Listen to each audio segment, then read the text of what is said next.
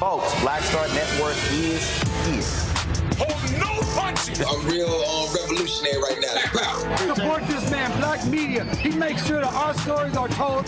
Thank you for being the voice of Black America, Roland. Stay black. I love y'all. All momentum we have now, we have to keep this going. The video looks phenomenal. See, there's a difference between Black Star Network and Black-owned media and something like CNN. You can't be Black-owned media and be scared. It's time to be smart. Bring your eyeballs home. You dig?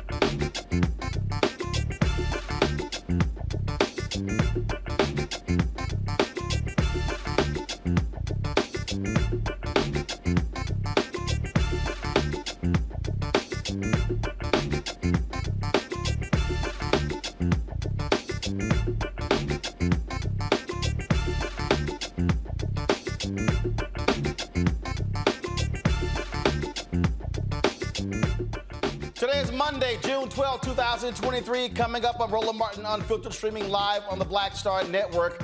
A 14-year-old boy in Colorado fatally shot by police while restrained on the ground.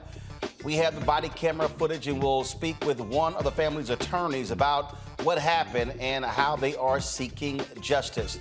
A civil rights lawyer in Mississippi making headlines after being arrested while filming a traffic stop.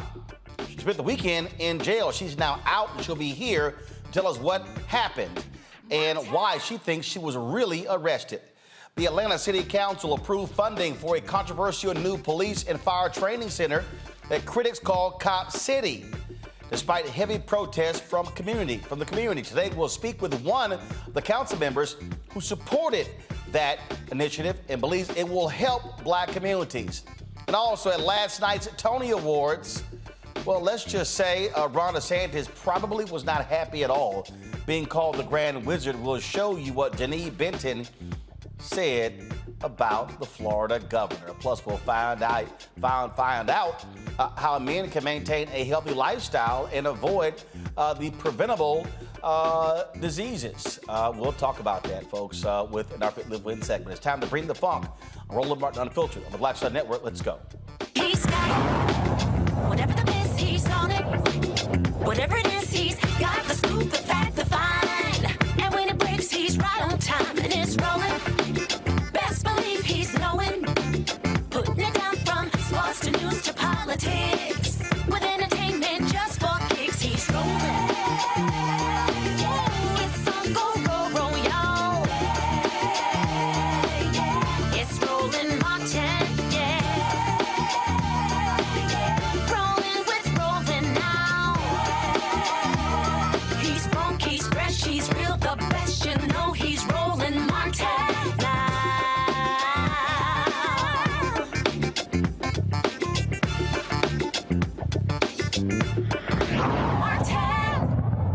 Oh my God. A black Colorado teen is dead after being fatally shot by a police officer.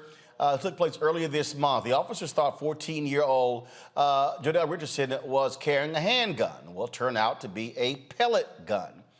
The police shot and killed him on June 1st after chasing him from a suburban Denver store where he was believed to be involved in an armed robbery with a group of other teens. Now, Aurora police had initially said the teen was armed with a semi-automatic gun, but again, it was a pellet gun. Body cam videos were released on Friday.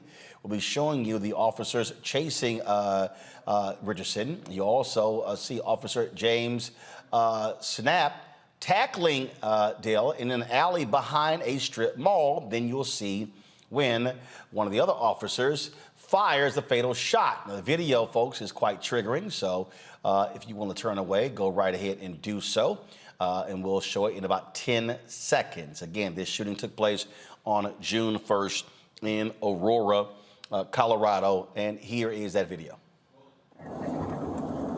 They're running north. Yeah, they're running north. One was running north. Yeah, they just shoplifted out of there. There's a black Kia van in an alley. Hold on. Come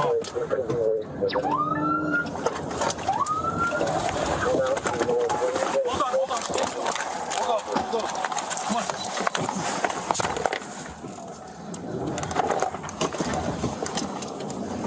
They're chasing him.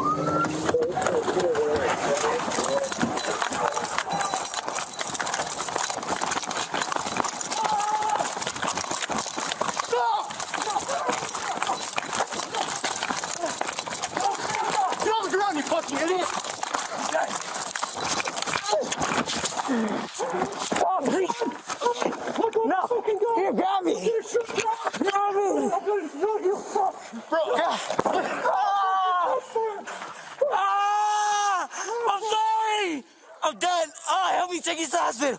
Please. Do you have the gun? Get it. You have the gun. Get it. I can't breathe out. Yeah. Get off me. Grab me. Here, get off, help. Please. Can you take me to the hospital, please? Get off the radio. Shots fired just east behind the restaurant. Give me medical fast. Cops code 4. Suspect shot in the stomach. Stay with me, bud. Hold on, okay? Let's cuff him. They made me do it. Huh? I don't know where they made me do it. Okay. Hang with me, bud. What's your name?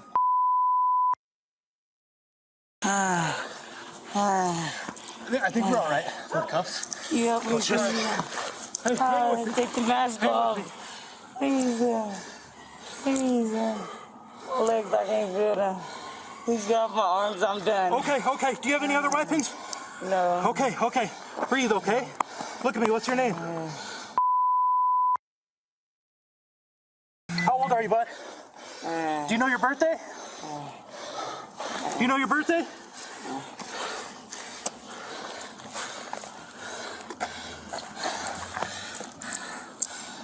Seven.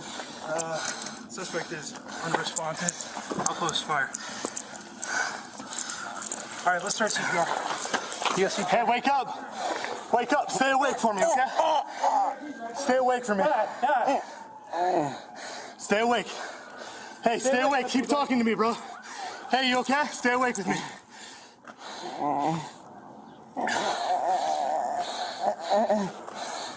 Stay awake with me. Stay awake.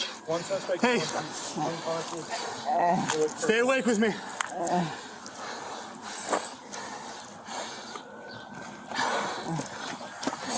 We got a pulse? You got a pulse? Let's check. Stay with me, buddy. What's your name? Yeah, we just get some pressure. I got a pulse. He's got a gunshot wound right here. Okay. Here, I'll start CPR. All right.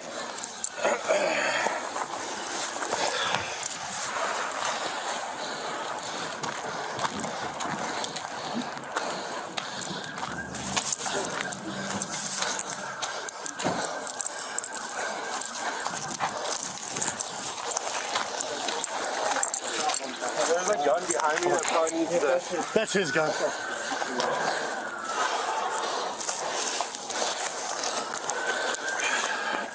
Nick, I can switch out with you when you need. Okay.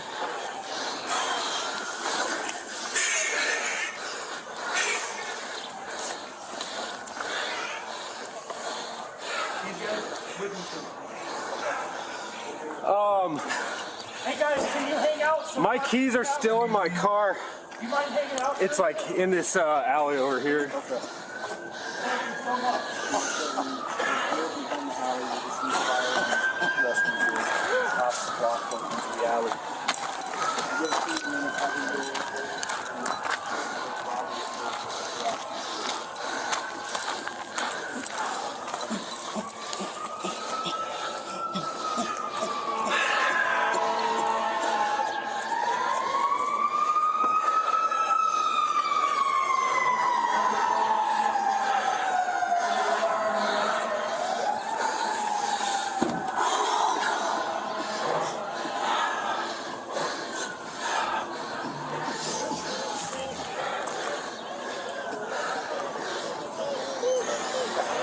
You want me to take it?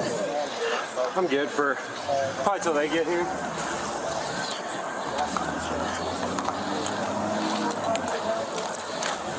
Hey, he's got a GSW to his gut right here. How many people got? Just one.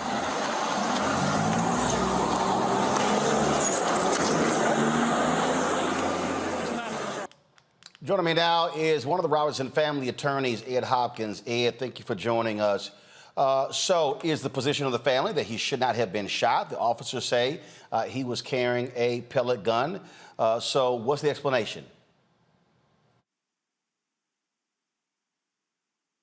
I don't have audio on my end. You hear me? I can hear you now. All right. So the officers say he was carrying a pellet gun. They believe it was a weapon. So what is the family saying? Well, let me just give you a little bit of background. So in this particular case, the body cam shows you some things, but more importantly, it doesn't show you some key things. It doesn't show you where Jor'Dell's hand was when the shot rang out. It doesn't show you where the officer who was on top of Jor'Dell and had subdued him was when the shot rang out. What you hear is Jor'Dell saying, "Stop, please, you got me, you got me." Seconds after that, you hear the shot fired. Immediately after you hear the shot fired, you hear the officer who fired the shot, Officer Grzeska, say, "Oh, Jesus, fired or sorry." We can't make out the second or third word. And then he says, "Fuck, fuck." And that is one of the things that Chief Acevedo did not include in the timeline for his press conference on Friday. He told everybody about the words that Jor'Dell spoke, which we think is a surrender. But he did not tell the audience about where Jor'Dell's hand was when the gun rang out, whether Jor'Dell's hand was on the gun, whether the officer had already grabbed the gun, and why the officer said, "Oh, Jesus, fired, fuck, fuck," immediately after shooting Jor'Dell. So those are some unanswered questions. We are hopeful to find additional surveillance footage that will answer those questions for us, or we would like to see what the officers said in the interviews that they had after the shooting. So, so you contend that the officers made a mistake, should not have shot him, and those statements are acknowledgement that they were actually wrong.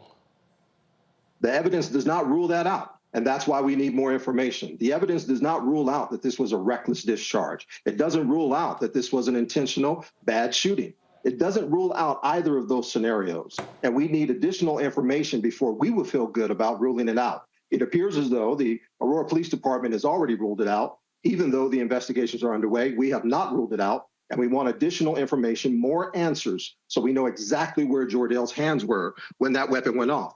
Another key fact, Officer Schnapp, who was on top of Jor'Dell when Officer Gruzeska arrived, had his weapon out as well.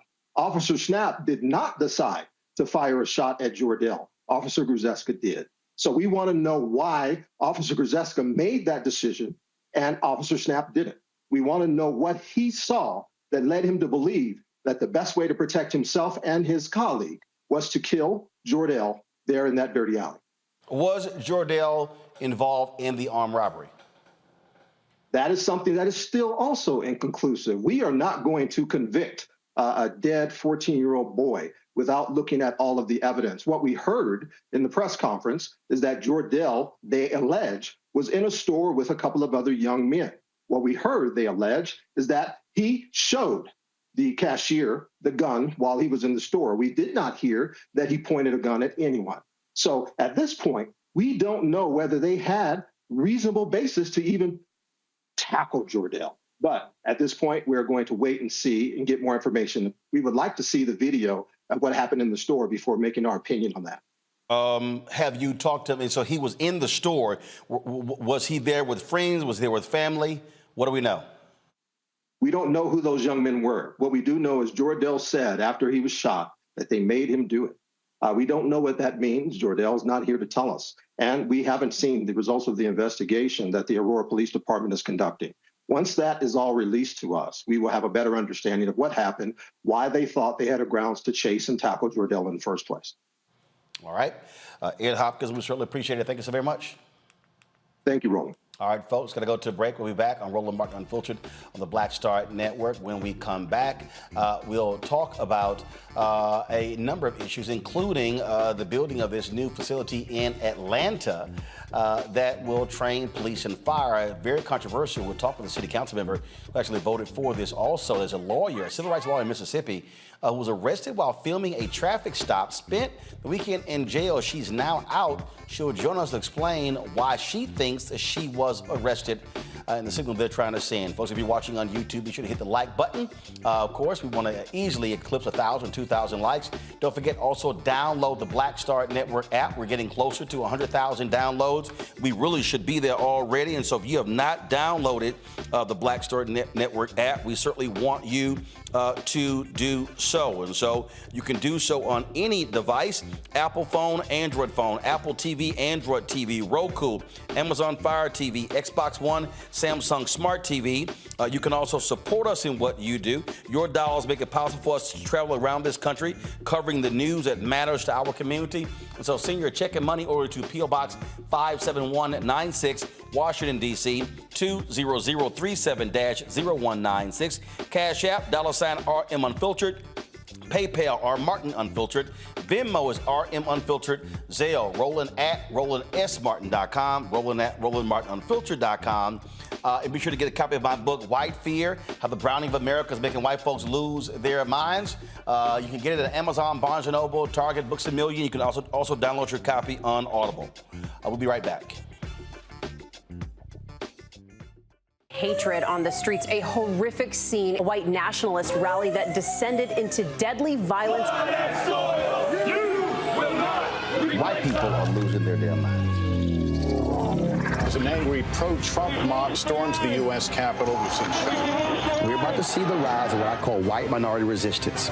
We have seen white folks in this country who simply cannot tolerate black folks voting. I think what we're seeing is the inevitable result of violent denial. This is part of American history. Every time that people of color have made progress, whether real or symbolic, there has been what Carol Anderson at Emory University calls white rage as a backlash. last This year. is the rise of the Proud Boys and the Boogaloo Boys. America, there's going to be more of this. Here's all the Proud Boys, guys. This country is getting increasingly racist in its behaviors and its attitudes because of the fear of white people. The fear that they're taking our jobs, they're taking our resources, they're taking our women. This is white fear.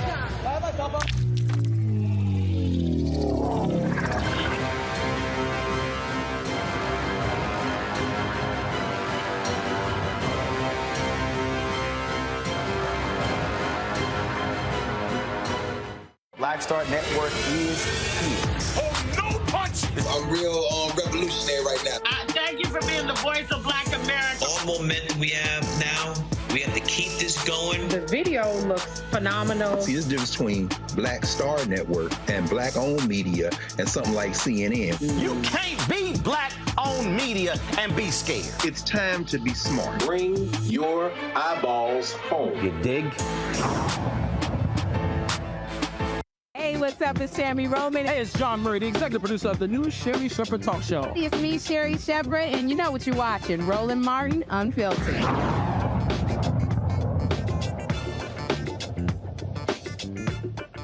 All right, folks, welcome back to Roland Martin Unfiltered. Tomorrow, Donald Trump's got to be show up for an arraignment in Miami. Lord, his supporters, they are pissed off, all upset, mad, angry, saying that this is it.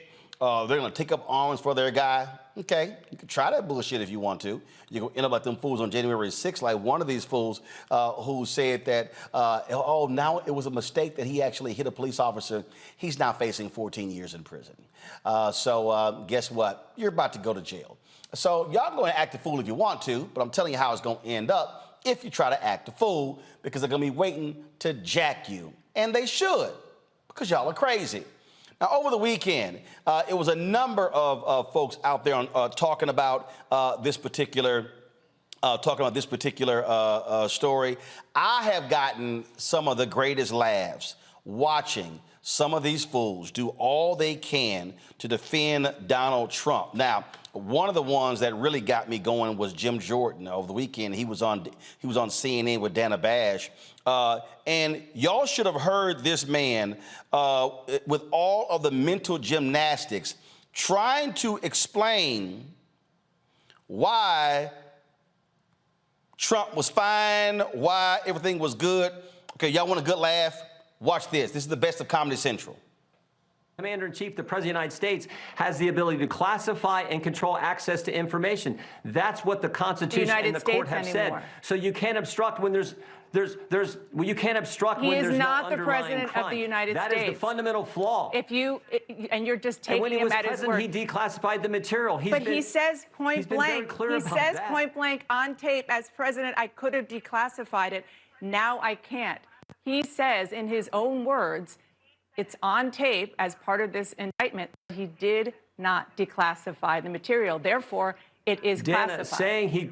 Saying he could have is not the same as saying he didn't. He said now I can't. He has declassified this material. He said that meant now he can't, right, because he's not president now, but when he was president, he did declassify. He said that. Which means that what he was holding was classified. No, not if he declassified it when he was president of the United States, for goodness sake. But he's saying point blank in this audio tape that he did not declassify it.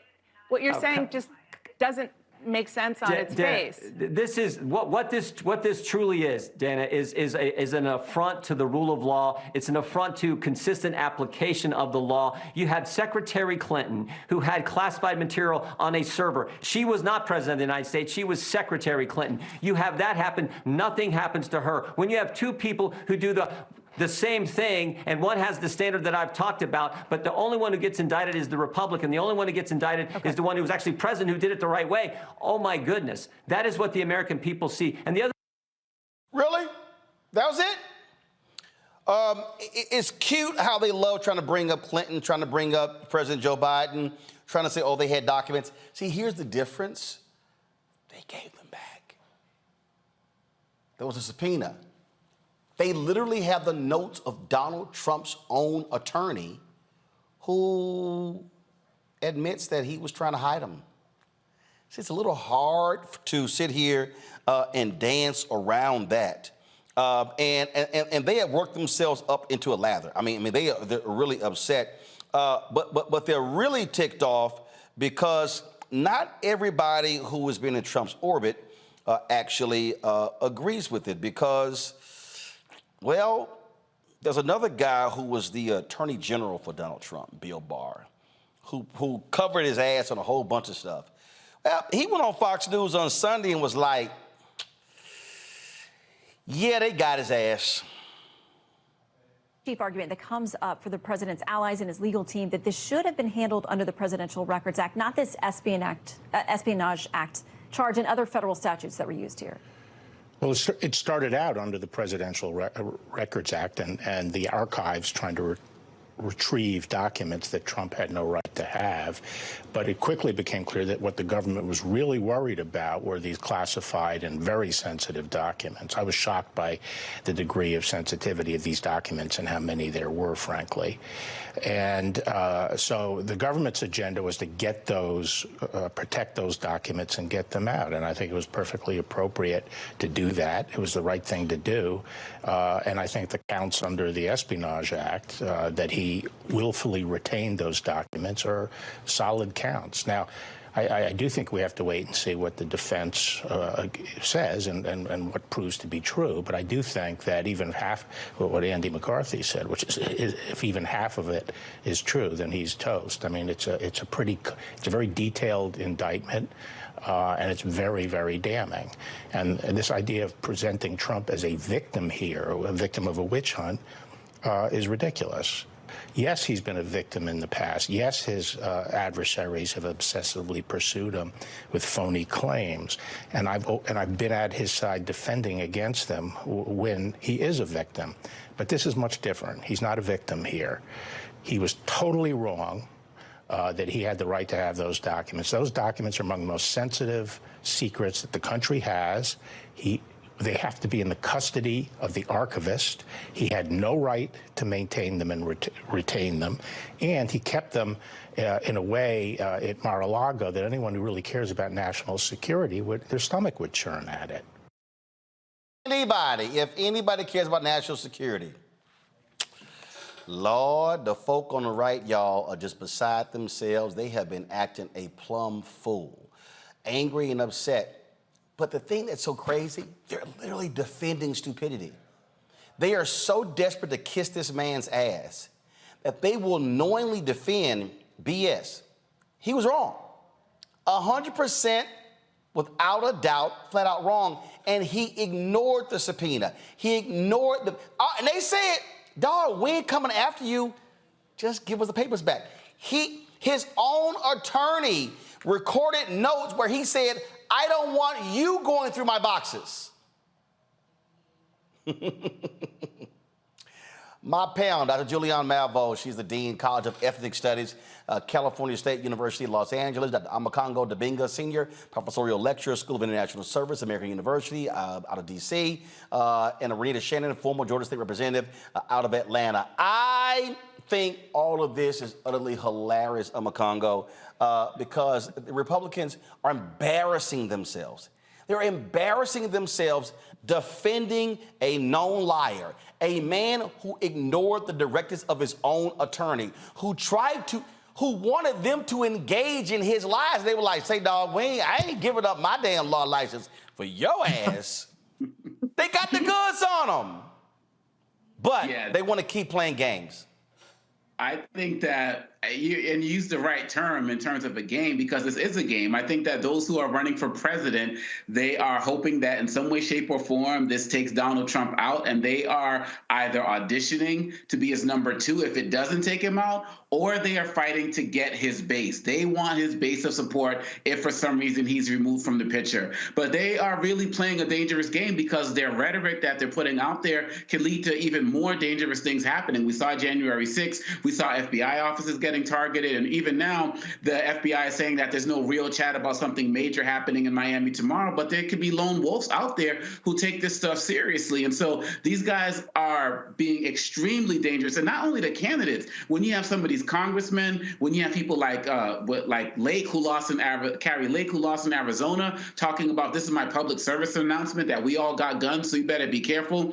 I believe, Roland, at the end of the day, that some of these guys are unhinged enough that they actually want war. They've used the term war. They've used military terminology. And some people are like, oh, they're just trying to act big and tough. They actually want this. They want dissension. They want destruction because they thrive in it. And these candidates, Tim Scott and the others, Nikki Haley tried to clean it up a little bit over the weekend because her husband's in the military. But here's the last thing I'll say, Roland. These guys who are defending Trump like this, they don't know everything that's going to come out that Jack Smith and Merrick Garland have. So there's going to be deeper things that are going to come out. And I just want to see how far they're going to take their defense, because we still do not yet know what Trump actually did with the documents. We know people took photos and all of this other things and where they were stored. But who came in, took pictures, and what did they do with them? Did Donald Trump sell them? Is this how Jared Kushner got that multi-billion or $1 million deal with Saudi Arabia? When that stuff comes out, it's going to be very interesting to see how they still try to twist themselves into pretzels like they're at my yoga studio or something, trying to defend this. Here's Nikki Haley trying to, as you said, distance herself from this. Watch.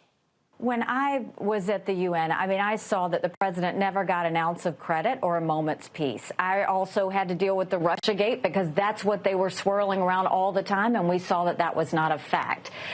This is what I'll tell you. Two things can be true at the same time. One, the DOJ and FBI have lost all credibility with the American people.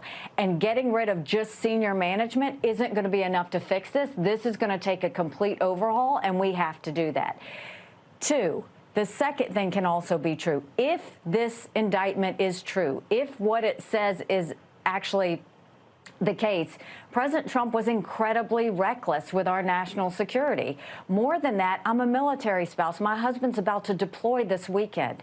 This puts all of our military men and women in danger if you are going to talk about what our military is capable of or how we would go about invading or doing something. Bottom line is that they know this fool is wrong, so they're trying to soften the blow.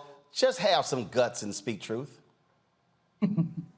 Absolutely. And when you read that indictment of what Trump has been charged with, it's just absolutely egregious. Nobody who cares about national security can look at that and say that what he did was okay.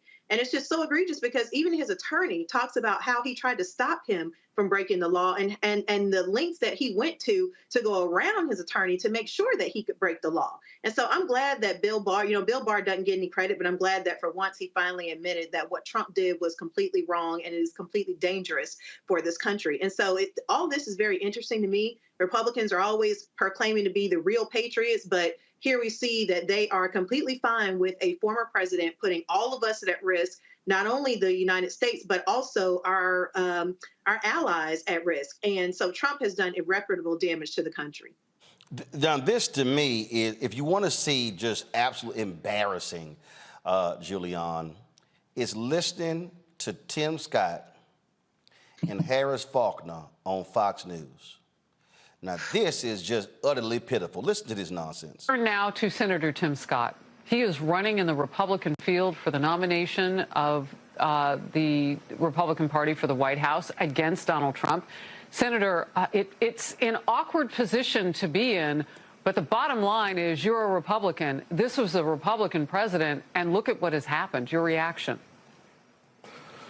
Well, Harris, more importantly, I'm an American, and let's look at what's happening to an American. More important than Republicans or Democrats, red or blue, black or white, is this notion that our nation is the greatest nation on earth because Lady Justice has a blindfold on. That means that Republicans are not hunted and Democrats are not protected. It means that we look at every single case based on the evidence. And in America, every single person is presumed innocent, not guilty. And what we've seen over the last several years is the weaponization of the Department of Justice against the former president. You don't have to be a Republican to see injustice and want to fix it. You don't have to be a Democrat to see injustice and want to fix it. You just... Boy, can you answer the question? he going all over the world. Can your ass answer the damn question? Yo, I'm going to play the rest of it, then I'm going to get Julie on. But, I mean, this is like a whole lot of nothing. First of all, I want to start, I'm an American. Well, shit, was somebody questioning your status like your party did Obama? All right, y'all, let me play. I can only stomach so much of this crap. So here's here's 60 more seconds. Have to be an American and stand up for the right thing.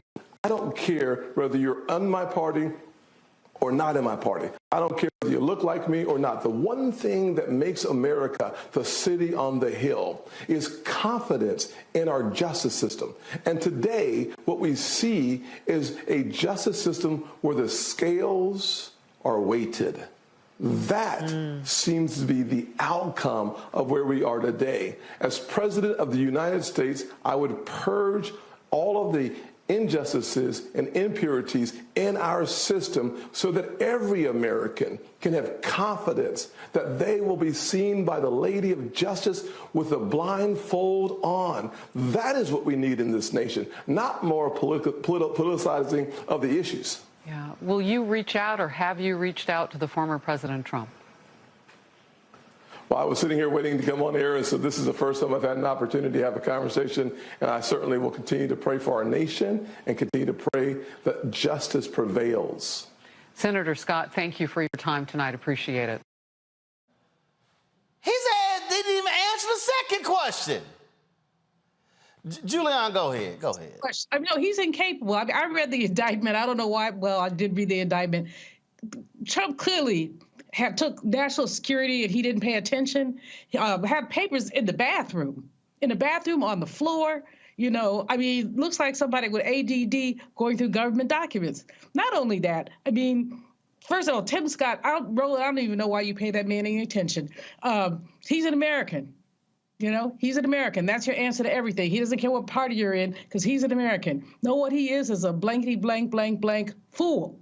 And every time he opens his mouth, he confirms the notion that he doesn't have enough sense. I don't know what he's running for, but he's certainly not running for president. You know, he's running for secretary or something. Certainly not state, not housing, not.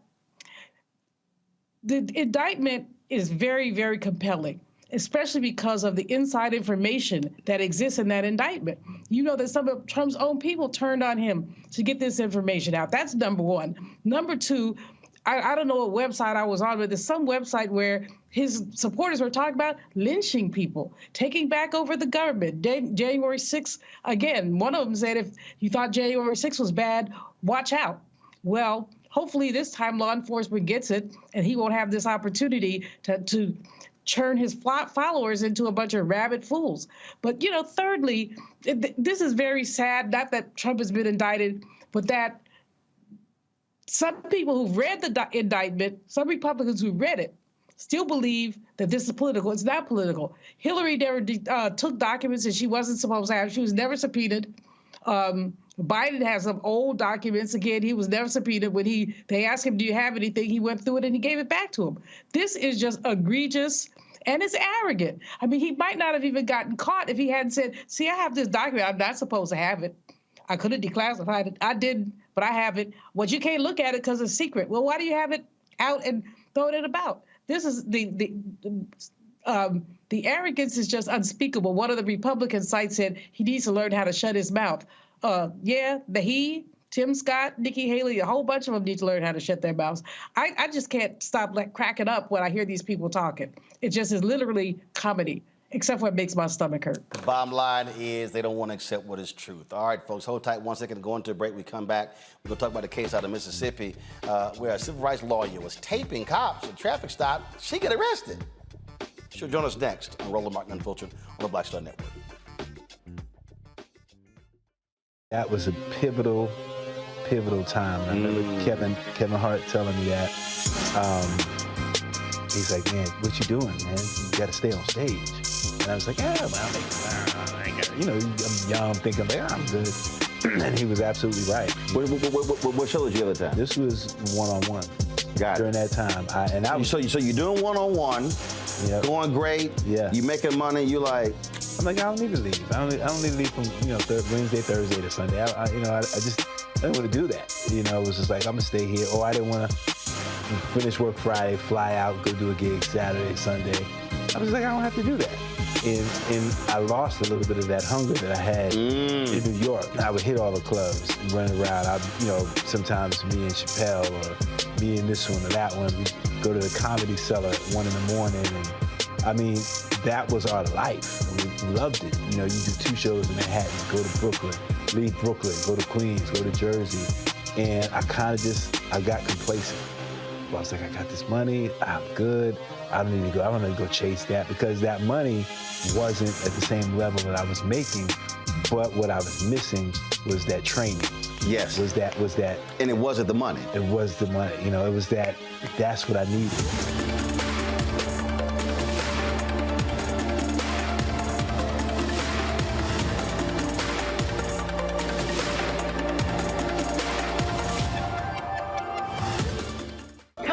On the frequency right here on the Black Star Network. Shanita Hubbard.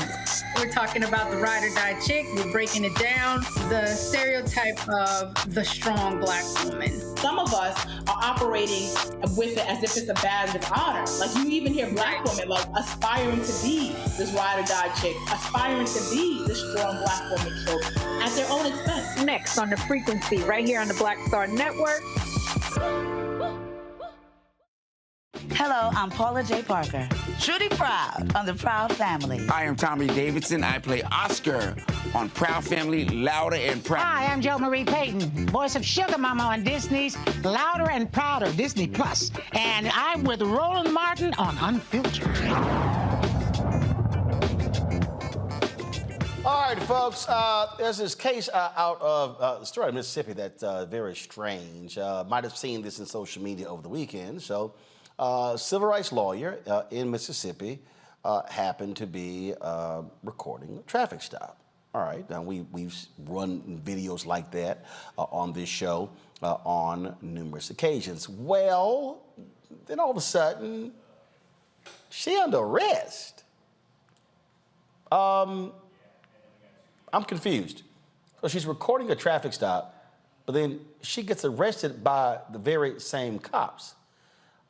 Spends time in jail, got out today, but people are asking the questions, why in the hell was she arrested for a traffic stop? Now, we've also been covering these stories about how in many of these cities and states around the country, legislators, largely Republican, have been doing their best to protect, we say, cover up actions of police officers by passing laws stopping people from actually recording police officers in action. We've seen that in numerous cases. So the question is, what's going on? What's going on? Jill Collin joins us right now on Roland Martin Unfiltered. Glad to have you here. So what the hell happened? Yeah, so Roland, thank you for having us. I was in Lexington on Saturday night. I saw the cops had pulled someone over. I drove by and I had someone in the car with me and they recorded. The person told me, they said, if you go back through there, the cops are going to get you. I said, what, for driving? They said, yeah. And so they said, I don't even want to be in the car with you. So I let them out at the corner and I drove back around. I made a right turn to go back where the cops were arresting this person. I was driving with my right hand. I had my phone recording in my left hand. As I approached the cops, I never stopped. I was driving. The cop flagged me down with his flashlight. I stopped. He said, show me your ID. I said, why? He said, show me your ID. I said, is this a roadblock? He said, no. I said, so why do I need to show you my ID? And he said again, show me your ID. And then he pulled out his taser. And I remember seeing it was black and yellow. And I called my attorney, my criminal defense attorney, on the phone. And I told him what was happening. He said, oh my gosh, this is crazy. And he said, Jill, I know that this is ridiculous, but just show them your ID just to get this over with now. And so I flashed my ID. I had it in my hand. I held it up. At that point, the white officer, the officer, his name is Scott Walters, he said, get out of the car. There was a black officer behind him named AG. His last name is AG. He's an investigator with Lexington Police Department. They both started yelling for me to get out of the car. I was still on the phone with my attorney, and my attorney was saying, this is ridiculous. And at that point, the white police officer starts pulling at my car door. Well, first he reached in, he grabbed my phone from me, he snatched my phone, he slammed it on the top of the car, on the roof of the car, and he started yanking at my car door, but the door was locked. So he reaches in my car and he unlocks my door from the inside. He opens the door and pulls me out of the car, pushes me up against the car. At this point, I see my phone on top of the car, and I'm telling my attorney, I'm saying, Mike, you need to come. And I realized that he'd hung up on my attorney. And so at that point, they cuffed me. They put my hands behind my back. I did not resist. They put me in the back of the police car. In the back of the police car, I watched as they illegally searched my car. They started in the glove compartment. They went all through it. They flipped the seats, going through the rugs, everything.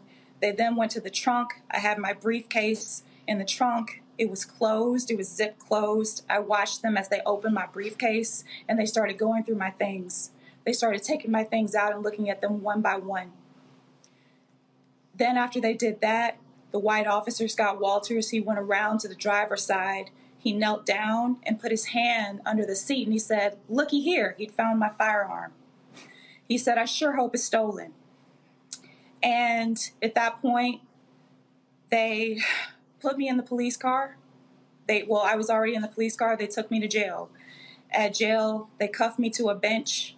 I was there for at least an hour as this cop tried to intimidate me, telling me that he was going to take me to jail. I said, well, I'll look forward to it.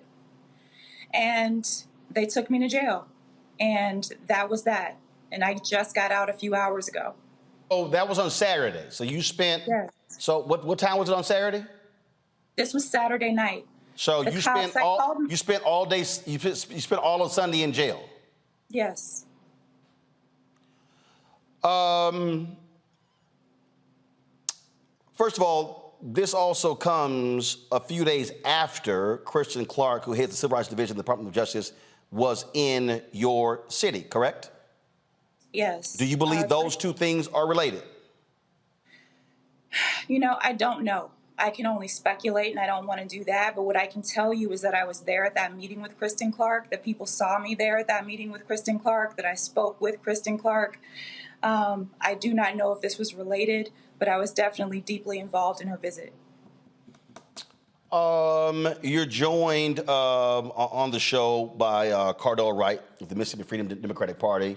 Jor'Dell, what do you make of this? This situation with Attorney Jefferson is just one of many situations that we've been dealing with over the past 2 years. These issues come every day. Even at the press conference, people are riding by saying, I need to talk to you. I need to talk to you. One lady came today saying her husband is at the hospital right now getting x-rays on his back because he was harassed and beat by the police, and they did not arrest him. So this is just one situation of many, but we have to keep in mind that these are the situations that are happening in a poor county. Holmes County is one of the poorest, if not the poorest county in the nation.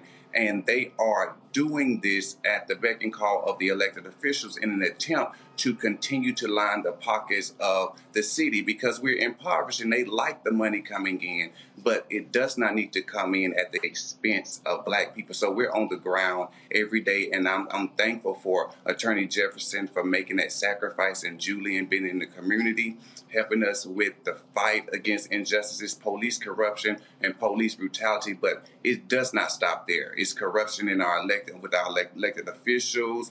There's, so many things and unethical, illegal things happening. And now The people of Lexington and the citizens of Holmes County, some of them are leaving these small cities because of fear, because they have seen their sons and their daughters get beat in their yards, or they've been hosed and tased for nothing, and they're always being trumped up with false charges such as disorderly conduct, resisting arrest, and failure to comply. These are the same charges that they put on Attorney Jefferson, that they put on everybody, because they have nothing, and that's because they use these to try to extort our people by making them pay these old fines and making them pay large amounts of money. And they have to pay it because if they go to jail, they'll lose their jobs. This Holmes County is poor, and everybody, when they work because they need the money, not to give it away. Folks, hold tight 1 second to go to break. We come back, we want to talk more about this case and bringing our panel in as well. If you're watching the show right now, click the like button if you're on YouTube.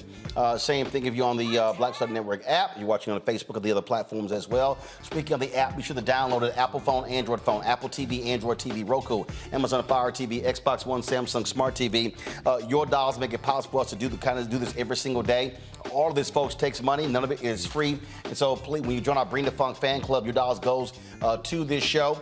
So all the resources do that. And so our goal is to get 20,000 of our fans contributing on average $50 a year. That's $4.19 a month, 13 cents a day to cover these stories. That raises $1 million. It goes a long way, folks, for us to be able to do what we do. And so you can see your check and money orders to P.O. Box 57196, Washington, D.C. 20037-0196. Cash App, $RM Unfiltered. PayPal, R Martin Unfiltered. Venmo is RM Unfiltered. Zelle is RolandSMartin.com. RolandMartinUnfiltered.com. And shout out to Neil, Erica, George, Clevon Jones, all for giving during the show. We appreciate that. And so you can do the same thing. Folks who give on the show, I'll be sure to give you a shout out. I'll be right back. When you talk about blackness and what happens in black culture, we're about covering these things that matter to us, speaking to our issues and concerns. This is a genuine people-powered movement. There's a lot of stuff that we're not getting. You get it, and you spread the word. We wish to plead our own cause. Too long have others spoken for us. We cannot tell our own story if we can't pay for it. This is about covering us. Invest in black-owned media. Your dollars matter. We don't have to keep asking them to cover our stuff. So please support us in what we do, folks. We want to hit 2,000 people, $50 this month, raise $100,000. We're behind 100,000, so we want to hit that. Y'all money makes this possible. Checks and money orders go to P.O. Box 57196, Washington, D.C. 20037-0196. The Cash App is $RM Unfiltered. PayPal is R Martin Unfiltered. Venmo is RM Unfiltered. Zelle is RolandSMartin.com. On a next, A Balanced Life with me, Dr. Jackie, owning your energy and how to use it. Trust me, it impacts the people on your job, who you attract, and even your love life. What you give out is what comes back to you. So like attracts like, right? So if you come in with a negative space and I match that negative energy, then 2 seconds later, somebody else coming with more negative energy, and then I was just always just matching negative stuff. And here's the kicker. If you're not careful, that energy can even be stolen. That's all next on A Balanced Life on Black Star Network.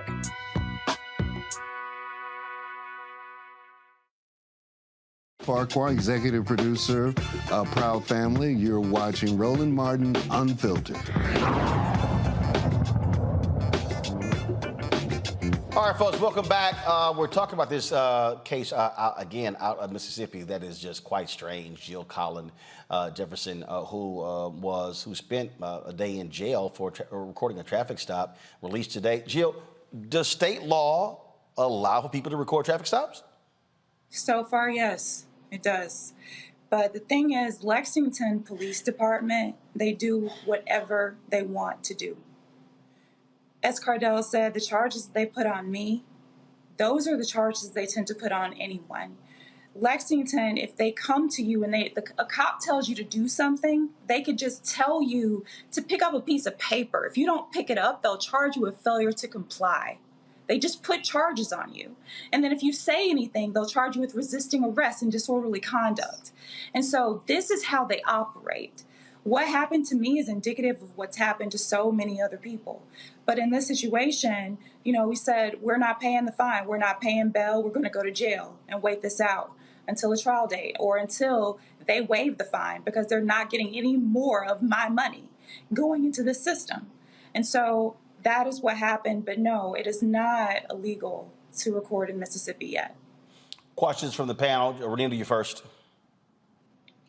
Well, I'm so sorry to hear what happened to you, Attorney Jefferson. I have to say I'm not surprised. Having been a legislator in Georgia, I know that states across the country have try to pass these bills to say you cannot record the police. And every time they go to court, they are always told, yes, people can, as long as they are not interfering with an arrest, which you certainly were not. I guess my question for you is, are you all able to collect other folks who have been arrested by police for filming them to put together some sort of something where you can ask the DOJ to formally step in and see what's going on? Yes, we have been working for a long time on building a case against the Lexington Police Department, actually, for a very long time. We actually sued them last year in federal court, and we have a trial date against them in June of next year. And so all of these things that are happening, we've been working to build this case, and we have other people who've been through the same thing. You know, honestly, it was meant to be for me to go to jail, because in jail I met women who had been assaulted by the police, women we've been looking for to get their stories from them. You know, I found out that, you know, there are two women, they were in the cell with me, and the police had ticketed them or arrested them simply because they would not sleep with the officers. And we knew that that was going on in Lexington, but actually being in the cell with them, we got to share our stories. And so it was meant to be that this happened. Julian? Sister Jefferson, I'm very sorry for what you had to go through. But as you say, sometimes there's divine order. I don't wish a jail night on anybody.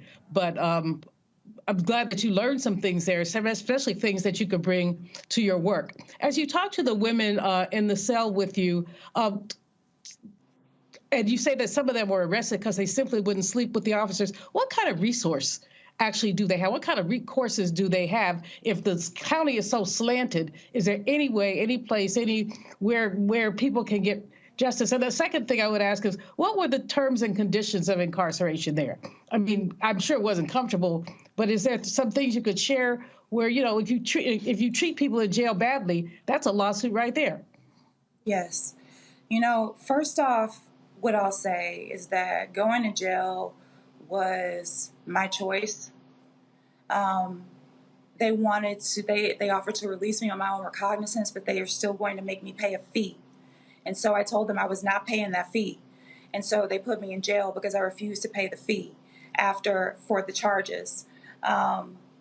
You know, these women, yes, they had been arrested because they had turned down these officers, and that's not something that is uncommon here. You know, being in jail with them, I'll tell you, once, you know, the truth of the matter is that when I got in jail, there were feces everywhere.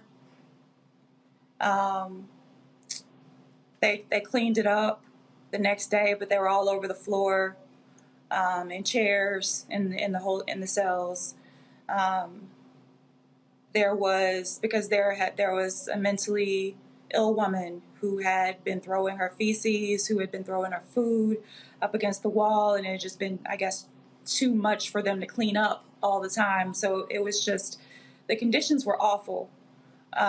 They cleaned it up sometime on Sunday evening. And then she threw more feces. And so the conditions there, I can tell you that they treated me well, but they treated me well because I'm me. You know, from what I heard about some of the other women who were in there, they had not been able to make phone calls. They had not been able to speak to their children. There were things that they just were not able to get, basic things. But I can tell you that the people who dealt with me while I was behind bars, while I was in jail, they were kind to me. But I think that was only because they realized that I was me, honestly. Makongo?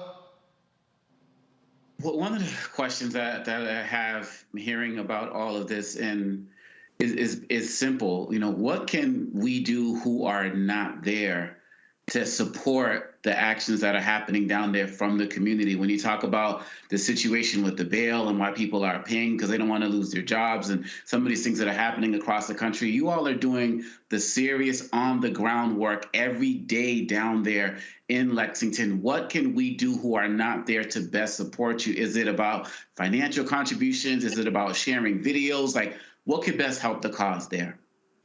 Well, I do think that what you just said is how you can best support. Right now, what we're trying to do is we're trying to turn the eyes of this nation and the state of Mississippi toward Holmes County. We know that we were in the mainstream media around the end of the summer of last year dealing with the former racist chief, that where the recording got leaked, but the situations never ceased. Right after his termination, we would think that we would have some sort of peace, but those that took over, they began to perpetuate his same racist tactics. So what we need simply is for coverage, for everybody to speak out, to help put pressure on the governor, because the governor is the only elected official that can remove a sitting elected official. And we know that they are complicit in all of these situations because of what the police are doing and how they're bringing revenue into the city through these unlawful arrests. But also, we would need, Julian is doing a lot of work, reaching a lot of clients, trying to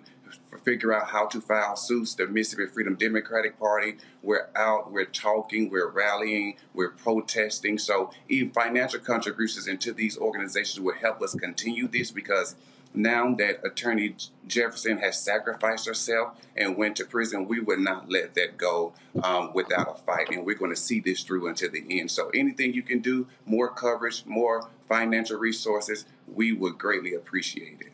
All And right, I then. just want to say, I didn't finish answering Julian's question. You know, I realized, so in terms of recourse, people have hardly any recourse in Lexington. If they file a complaint, if they want to file a complaint, a lot of times the mayor will not even give them a complaint form. No. If they get a complaint form, if their complaint is against the police, the mayor tells them to go talk to the police. Yes. The police investigate themselves and decide what happens in Lexington to them. And so the recourse after that in court, Mississippi does not have a statewide public defender system. And so most of the people who go to court, especially in Lexington, which is the second poorest county in the country, they have no attorneys. So they get railroaded in court as well. And so they get found guilty of things that they did not do. It happens all of the time. And in terms of even recourse from the governor's office, we reached out to the governor's office months ago and told him what was going on. He has completely ignored what has happened.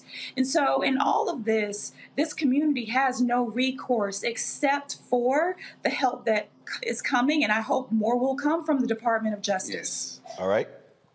Keep us abreast of what happens, what's happening there. We certainly appreciate it. Thank you for both of us for joining us on the show. Got to go to break. We come back, some breaking news. The head of the NYPD, she's quit. Some drama going on with her and the mayor of New York. We'll tell you exactly about that. You're watching Roland Martin Unfiltered right here on the Black Star Network.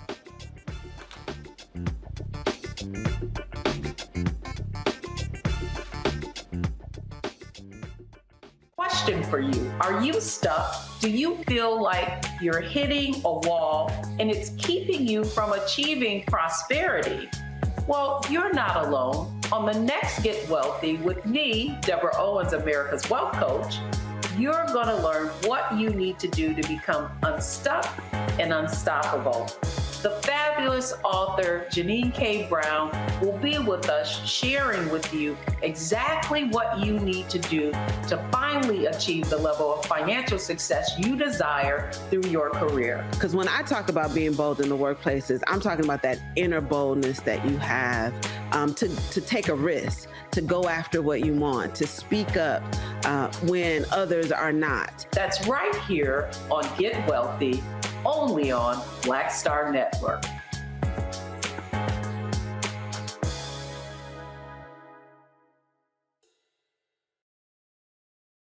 Next on the Black Table with me, Greg Carr. The Supreme Court is back in session. God help us all. It is no exaggeration to say that this current session could completely reshape this country and redirect our future for generations to come. And not in a good way. We invite Dr. Valencia Watkins and Professor Angela Porter, our legal roundtable, back to the show to put it all in perspective. That's on the next Black Table. Please don't miss it. Right here on the Black Star Network. I am Tommy Davidson. I play Oscar on Proud Family, Louder and Prouder. Right now, I'm rolling with Roland Martin, unfiltered, uncut, unplugged, and undamn believable. You hear me?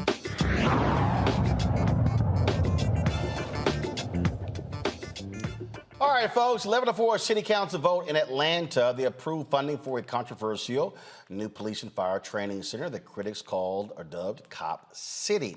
A lot of people, I'm talking about hours upon hours of people who were speaking against this, but the council voted in the early morning hours for this. Critics say the new facility that's going to be built in a predominantly black neighborhood will only exacerbate tensions between law enforcement and the community, as well as the center will cause environmental harm to the area. Since the vote, some council members have asked why they voted to approve the center.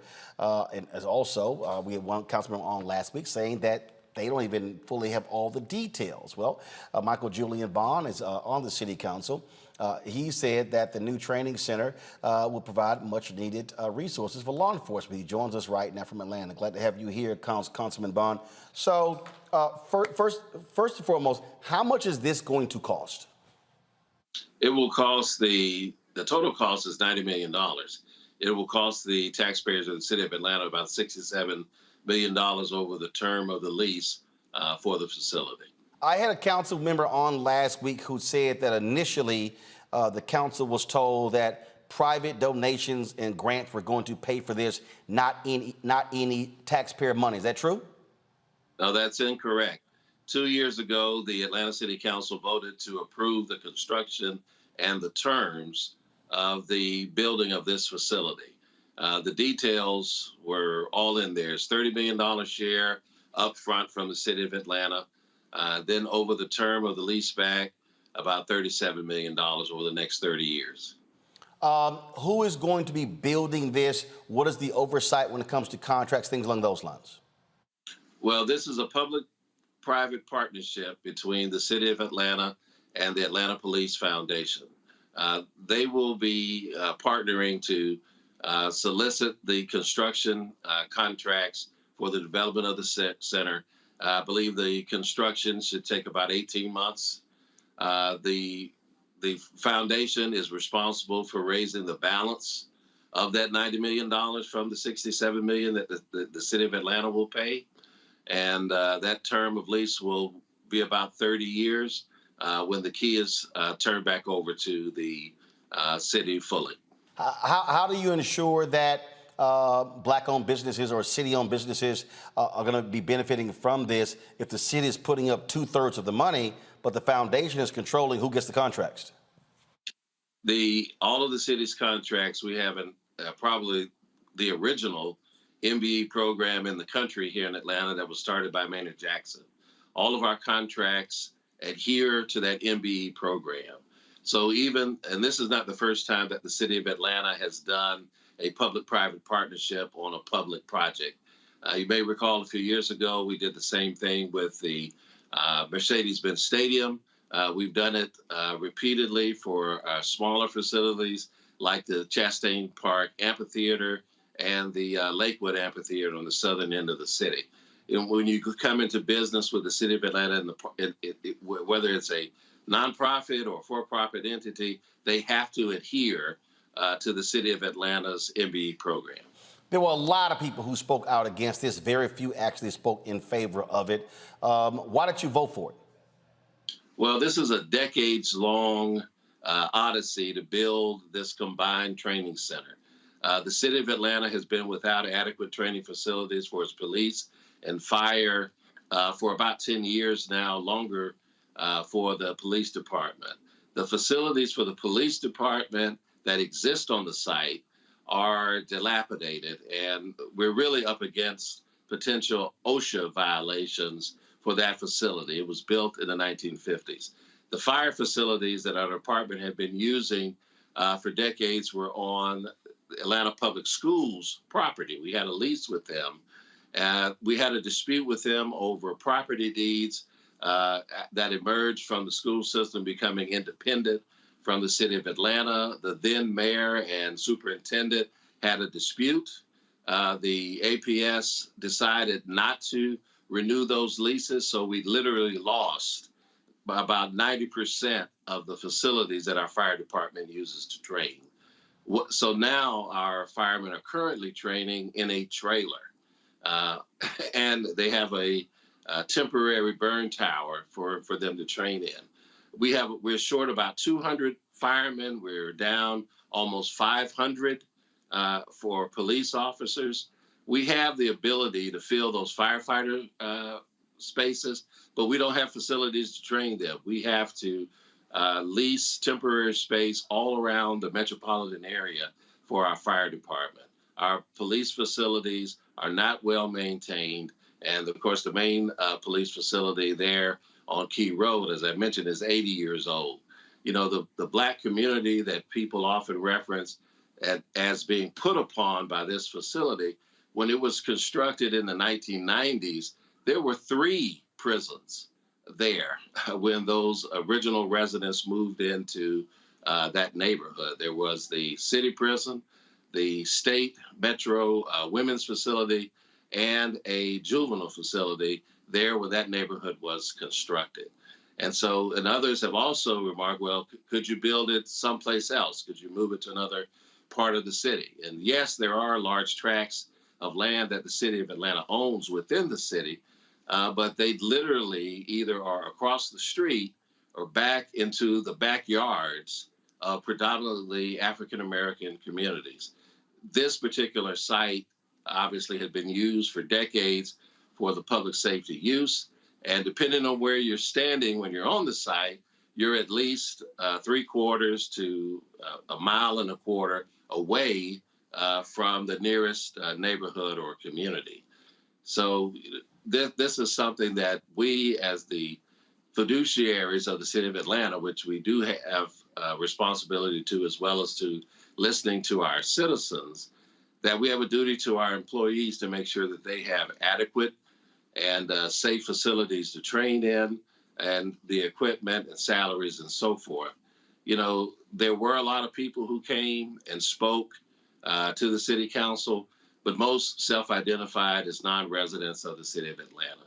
And as I'm an at-large member, and as I move around the city to the different neighborhood and community meetings, you know, people are not opposed to us providing for our public safety employees, particularly our fire and EMS employees. All right, questions for the panel. Renita, you first. Yes. So my question is, there are a lot of folks who actually do live in the city of Atlanta who are not in favor of this training facility. I know that the next step for those who are against this training facility is to have a referendum for the public to actually show their true voice on this training center. What is your position on the referendum? Well, I mean, I support activism. I'm a former activist myself. My parents were activists. I come out of an activist background. You know, I'm excited to see people engaged in the process. You know, however,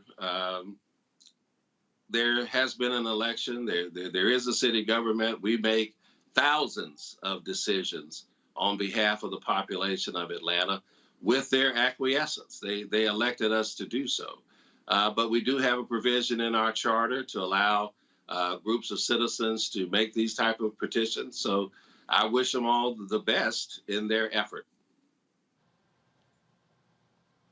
Renita, you got a follow-up?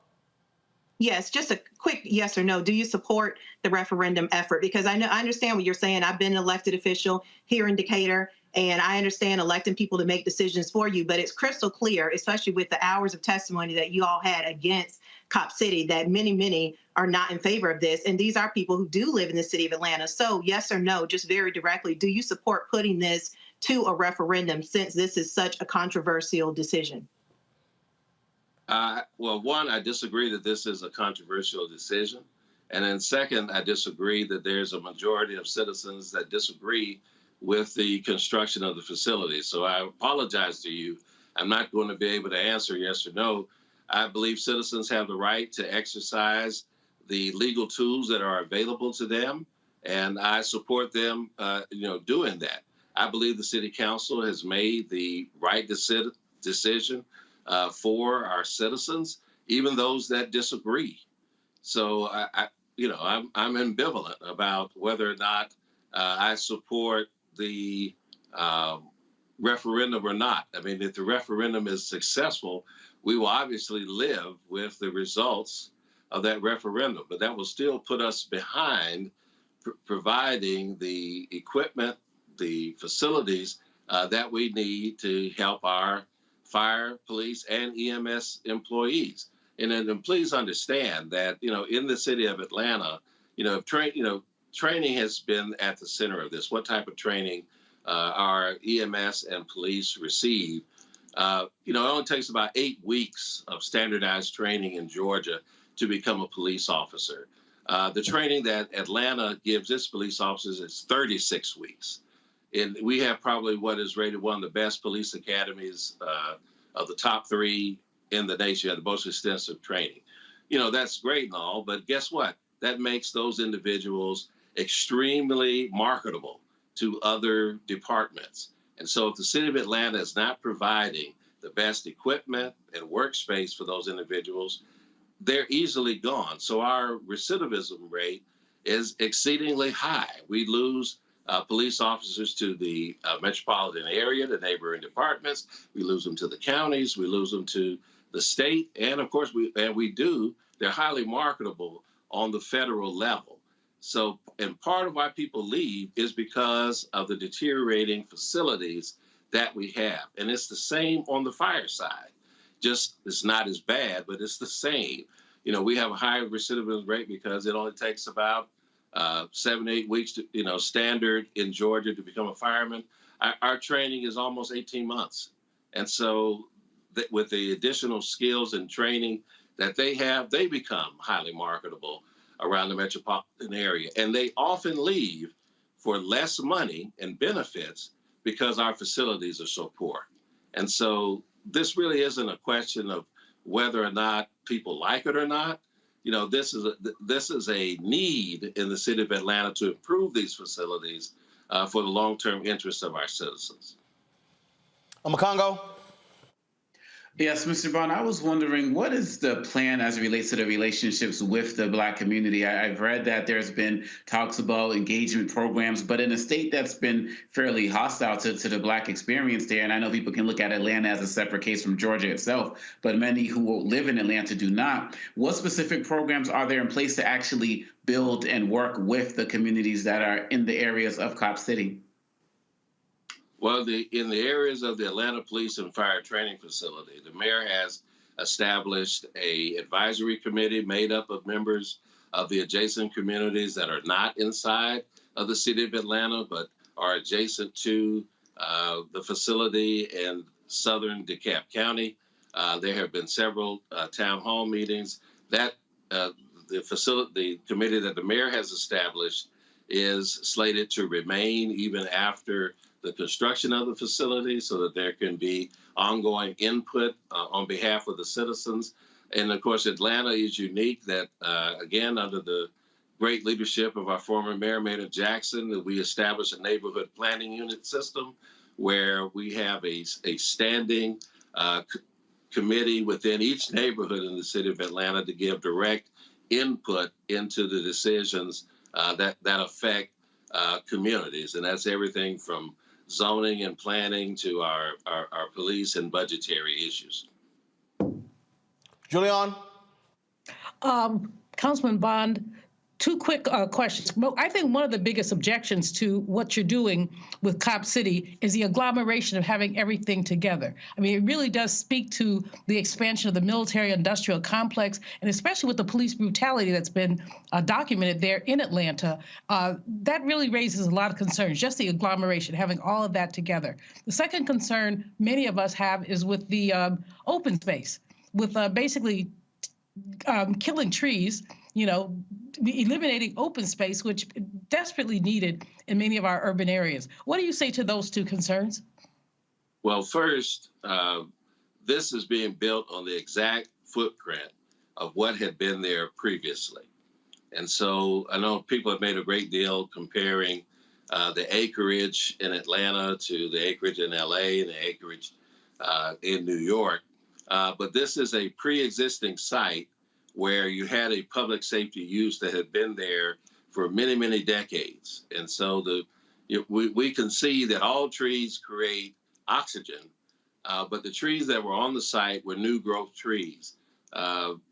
The police facility has been there undisturbed since the 1950s. There had been a farm, a prison farm, on the site, and it was operational until Maynard Jackson became mayor in 1974.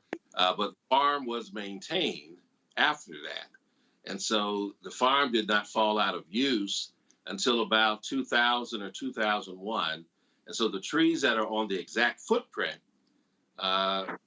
they are new growth trees. Now, the trees that were standing in the old growth portions of this site, it's almost 300 acres. It's about 285 acres. Those trees will not be disturbed and have not been disturbed. So the environmental concerns there, that should put environmentalists to rest because the old growth forest is not going to be disturbed at all. I want to make sure I got both of your points. On the environmental concerns, this is adjacent to, the South River and Entrenchment Creek. And so there have been environmental concerns there, but most of the concerns have generated from the DeKalb County side of the creek. On that side of the creek, there's a wastewater facility operated by DeKalb County. 90% of all the sewage spills that have ever happened in DeKalb County have happened on that site, have happened as a result of DeKalb County operating their water sewer treatment plant. The city of Atlanta since the 1990s has been underneath a consent decree for the Chattahoochee River and its tributaries. We have improved our system here with our drinking water and our wastewater. So if there is a municipality that should be, that you would want to have to deal with water runoff or either silt or any type of overflow into a creek or a tributary, it is the city of Atlanta because we've become almost fully compliant. I think that we've just got about 2 or 3 years left on the consent decree, and we have literally spent hundreds of millions of dollars improving our water and wastewater facilities. Councilman Bond, we appreciate you joining us. Last question is, what's the next step? Well, the next step is that the contracting for the development of the facility would be underway. And of course, in tandem with that, you would have the citizens who filed with our city clerk to get their petitions signed. They have 60 days to do so. They need 70,000 signatures of voters who voted in the last election. When they acquire those signatures, if they do, they have to bring it back to the clerk. The clerk has to re-verify them, and then the city council has to vote to accept them to add them to the ballot in November. But short of that, in line with that, the construction means should be underway. All right. We appreciate it. Thanks a lot. Thank you very much. It's great to be here. Folks, we come back. We'll talk this sudden resignation of the commissioner of the New York Police Department. What's going on there? Also, an Olympic track athlete died mysteriously. Now we know why. There's another example of Black women, when they have children, how their health is at stake. You're watching Roland Martin Unfiltered right here on the Black Star Network.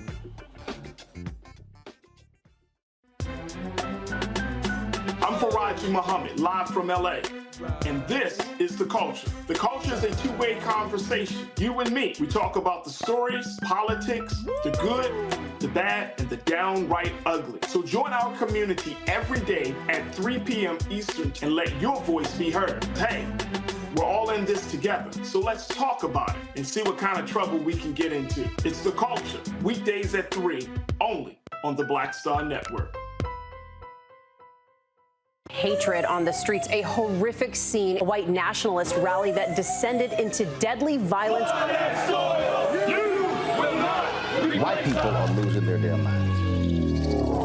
As an angry pro-Trump mob storms the U.S. Capitol, we've seen shooting. We're about to see the rise of what I call white minority resistance.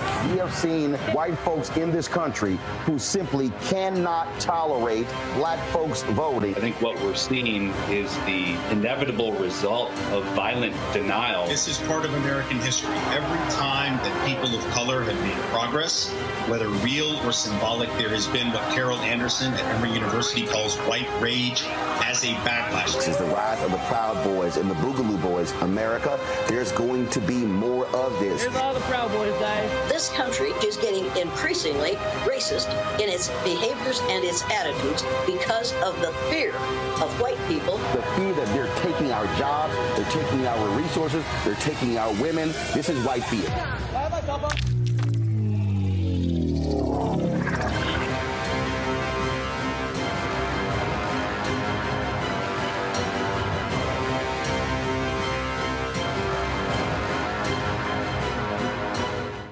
Hello, I'm Paula J. Parker. Truly proud on the Proud Family, Louder and Prouder on Disney+. And you're watching Roland Martin, Unfiltered.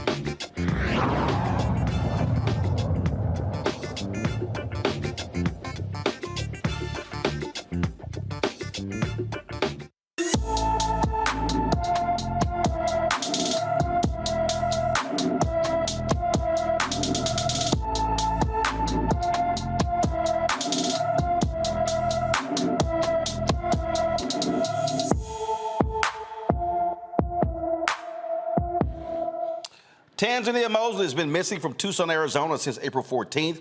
The 17-year-old is 5 feet 7 inches tall, weighs 140 pounds, with brown hair and brown eyes. Anyone with information with regards to Tanzania Mosley should call the Tucson, Arizona Police Department at 520-791-4444. That's 520-791-4444. All right, folks, a bombshell out of New York City where Keishant Sewell, who was a year ago named by New York Mayor Eric Adams as police commissioner, she quit.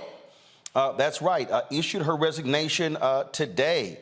She sent an email out saying she have made the decision to step down from my position.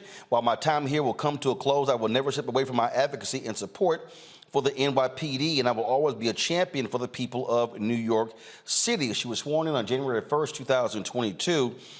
She did not give a reason for why she's doing so, but what you have here is you have some folks saying that she has been battling with the mayor's office. Right here it says Sewell's relationship with City Council, City Hall has seemed to sour in recent months, with the commissioner finding herself increasingly handcuffed when trying to make key department decisions. This is what the New York Post reported on Sunday. What you also find is you also have had a situation where you had a higher up who was involved in a particular case of an officer who was arrested, and he ordered that report to be axed. And so it's also the drama here. I'll say this here, Renita, if somebody resigns 15, 18 months into their tenure, something else is going on here, not just, I want to go spend more time with my family. Absolutely. You're right. I mean, everybody knows what this looks like. Politicians do it all the time. They serve, 15, 20 years in office, and all of a sudden they say, oh, I've got to go leave and spend more time with my children. And it never really washes. To your point, the things that you listed that were stated publicly as to why the police chief is leaving really just don't wash. And I think that there is a lot more to this story, and I think that we are going to see a lot more with this story in the coming months. There's another story here. When the department's highest-ranking uniform officer, Omakongo, he was involved in this particular issue. She decided to discipline this officer, Jeffrey Madre, and she sided with the city's Civilian Complaint Review Board in this. And so what happened here, he was hit with an official reprimand, which was for 10 days. He was docked between 5 and 10 vacation days when they say that he abused his authority in the 2021 gun case involving a retired cop. This is the New York Post story right here. It says NYPD Chief of Department Jeff Madre, of course, he voided the arrest of a retired cop who was accused of flashing a gun at 3 children in Brooklyn in November 2021, according to internal affairs sources. Now, the Civilian Complaint Review Board had recommended that Sewell hit Madre with the command be disciplined over the incident. And according to folks there, that this also was a point of contention because Madre is he's supported big time by the mayor of New York City. First of all, this is just very clear here, Omokongo. No cop should be standing in the way of avoiding any arrest. I don't care if somebody's a retired cop. And so, as far as I'm concerned, if you are the highest-ranking uniformed police officer and you did that, you should not have your job. Absolutely, straight up. And given, especially this last story, just kind of goes to what I was already thinking from the other parts you were reading. When you have somebody who, someone in her position siding with civilian review boards, you're automatically going to become an enemy of your colleagues. And I really think that there has to be a lot behind that. And if Madre and Mayor Adams are tight or connected, I can't see a window where she could have had the support that she needed. And she's also a Black woman running this. And I remember a story we did a few months ago. I'm sure you remember the state where there was a Black woman who was put in charge of a county sheriff's office or something, and then those members all quit. I believe that law enforcement in particular is where you're going to find the most types of people who have issues with a Black female leader being in a position of leadership. It doesn't seem like she got the support which she had that she needed. And when you talk about this last situation where this cop, what they said, flashed a gun or something in front of children and the like, she sounds to me like somebody who was out there representing the community. And if this is indeed the case, and if it's indeed the case that Mayor Adams didn't have her back for situations like this, then shame on him. And I really hope that she speaks out, because we know that people are going to circle the wagons as it relates to tarnishing her reputation about why she left. And so I hope that she comes out and let us know, because if situations like this are the case, she needs to know that there are more of us out there who are going to be speaking up in her defense and having her back, including people in New York. Well, you look at this case here, Julian, this Madre, African-American as well. This is what it says, that this retired cop was arrested on allegations he pulled a gun on 3 kids, ages 12, 13, and 14, and who smashed a camera outside his family's realty office in Brownsville. Now, this is what's crazy. Madre, who knew Forrester from his time as the 73rd Precinct Commander, overruled the arresting sergeant on November 21st, 2021, personally showing up at the station house late that night and ordering that the charges against the ex-cop be voided. That absurd. Sounds like an abuse of authority.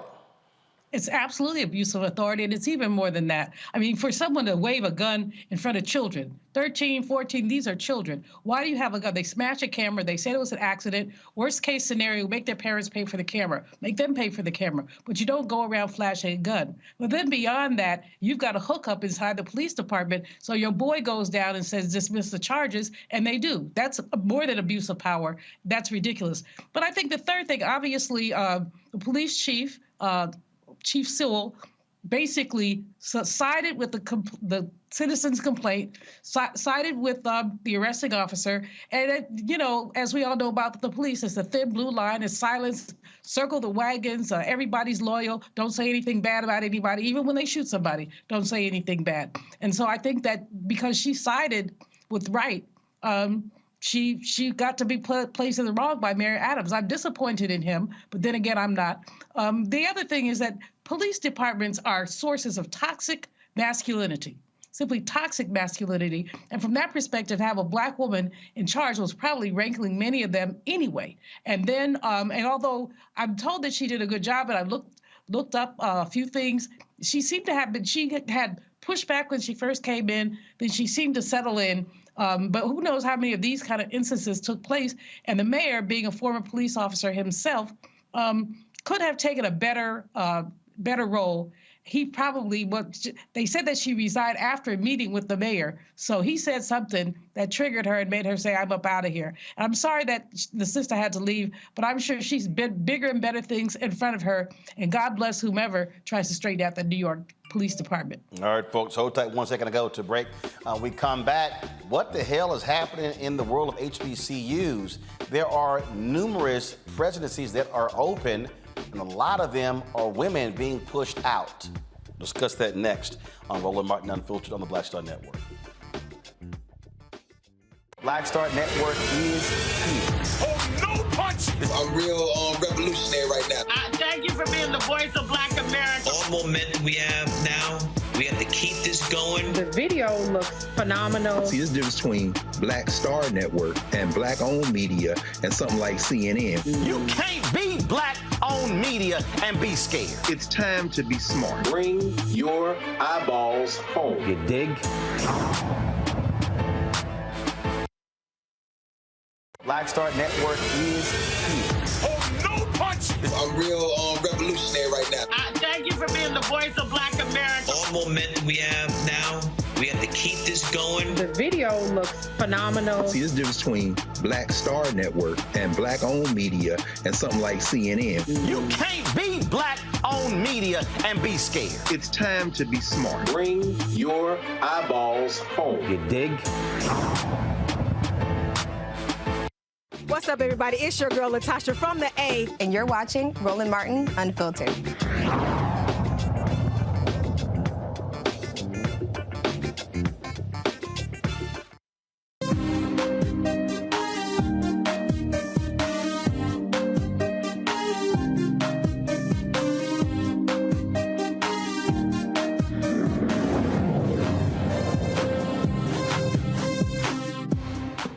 All right, folks, what in the world is happening in the land of HBCUs? A number of openings are now available, and we could just simply go down the line. In fact, if you type into Google, go to my iPad, HBCU president resigns, what you will see, folks, are a number here. Now, first of all, you see that the president of Langston University, my alpha brother Ken Smith, he's leaving, but he's retiring to run his own Chick-fil-A franchise. But when you go here, the story here, 4 Black women presidents have been fired from HBCUs. And so you'll see the story here that was actually posted.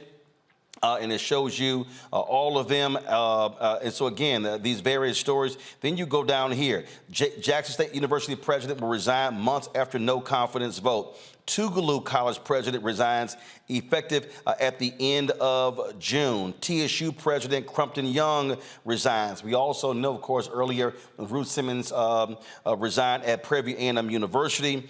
Then, of course, President Lemoyne Owen, only there 2.5 years. Vernell Bennett Fairs, she resigns. This was just 3 days ago. Russ College has fired their president, Dr. Ivy Taylor. No one explains exactly why she's leaving as well. And I mean, like I say, we could just sit here and go down the line. Philander Smith, Roderick Smothers announced that he is also resigning after 9 years leading that university as well. And so here you have Fisk, Philander, Rust, Tougaloo, Lemoyne, Owen. Again, they feel the Prairie View opening, Texas Southern University. It's a lot going on here. Julian, you, of course, President Emerita of Bennett College. Here's the deal. A lot of these schools, a lot of these are women presidents not serving a significant number of years in these places. What in the world is going on? Well, from my experience, I would say that boards need to stay in their lane and presidents need to stay in their lane. Presidents generally do. We have too much to do to jump into the board's Kool-Aid, but too many board members are micromanagers. Too many want to get off into the weeds. And then again, women, even at a women's college, I mean, you have men on the board who don't necessarily appreciate your leadership style. They don't, in my case, people never appreciate my bluntness, and that's just me. So I'll own that. But oftentimes people don't appreciate women's leadership style. And I mean, I had a staff member who I did fire tell me that I was a diva president. I'm like, dude, just go away. But people feel free to say things to women presidents they wouldn't say to a man. But I really think the crux at HBCU land is boards interfering with the day-to-day responsibilities of the president. And at a point in time, Ruth Simmons, I mean, to have such a star at Prairie View, such a star, it is her alma mater, and she was totally dedicated to it. And then the board started dabbling, and she's like, I don't need to put up with that. I'm at retirement age. I can do other things. So, you know, I mean, people have enough of interfering boards. I think that's a lot of it. And I think also gender bias is a huge thing in our community. I mean, we act like it's not there, but it's there. And no matter what kind of college you're at, the gender bias is alive and well. Crazy thing here, Renita, a lot of these folks are stepping away after 2.5 years. I don't care who you are. You leave the presidency of a university for 2.5 years. That's a clear sign. Unless you're leaving for another great opportunity, these folks are not. It's a clear sign that there are issues there. Absolutely. No, absolutely, Roland. I mean, I think that's it. When most people stay, I mean, the length of time people have been staying in presidencies has gone down. A generation ago, people went to these presidencies and they stayed just about for life. You look at Bill Harvey at Hampton, 40-some years, or Norm Francis at Xavier, 40-some years, the longest serving HBCU presidents. But now many presidents, you know, I did 5, but many are doing 2 and 3 because at a point in time, you just say enough. You throw your hands up and say enough. And the younger the presidents also, like folks in my generation, the less likely, and younger than me as well, the less likely, the younger you are, the less likely you are to put up with the BS. The more likely you are to just throw your hands, I got something else to do. God didn't put me here for this. Renita? So when you see people moving quickly, right, you know something's wrong. Renita? Well, what Dr. Malveaux is saying is absolutely correct. I've never been an HBCU president, but I have been a woman who has been an elected official. And it's true really for any position of leadership for women. There's always an immediate challenge to what second guessing the decisions that you make. There's always a challenge to your previous experience and whether or not that is good enough. And so to your point, Roland, what you're saying about these folks coming in and within 2 years deciding to leave, that really does not sound like a situation of somebody who changed their mind really necessarily on the position from what they knew before they went into the position, because generally people are excited about new opportunities. And so to make a change that quickly, it means that they have just completely weighed the pros and cons of staying in those positions and have decided that this does not meet up to, you know, what they would like to be doing with their life. And so this is, you know, I think it's also what we've talked about so many times on this show about the financial support that HBCUs receive. That makes things very difficult. And so it's just been a very trying time for HBCUs across the country, at least the last couple of years. Here's the problem here, Congo, when you talk about a president leaving after 2.5 years. And that is, it's like having to start over again. Texas Southern University is now about to be on their 3rd president in the last 4 years. Okay, they got rid of Austin Lane. Then the ladies president, she served there just 2 years. That's young, and now looking for another president. Same thing, Lemoyne Owen. She comes in 2021. Now she resigns in 2023. Now you're looking for another president. You talk about Fisk University. They've had, what, 6 presidents or 7 presidents in 22 years after getting rid of Van Newkirk Sr. Then you talk about, I mean, we could just go on and on and on.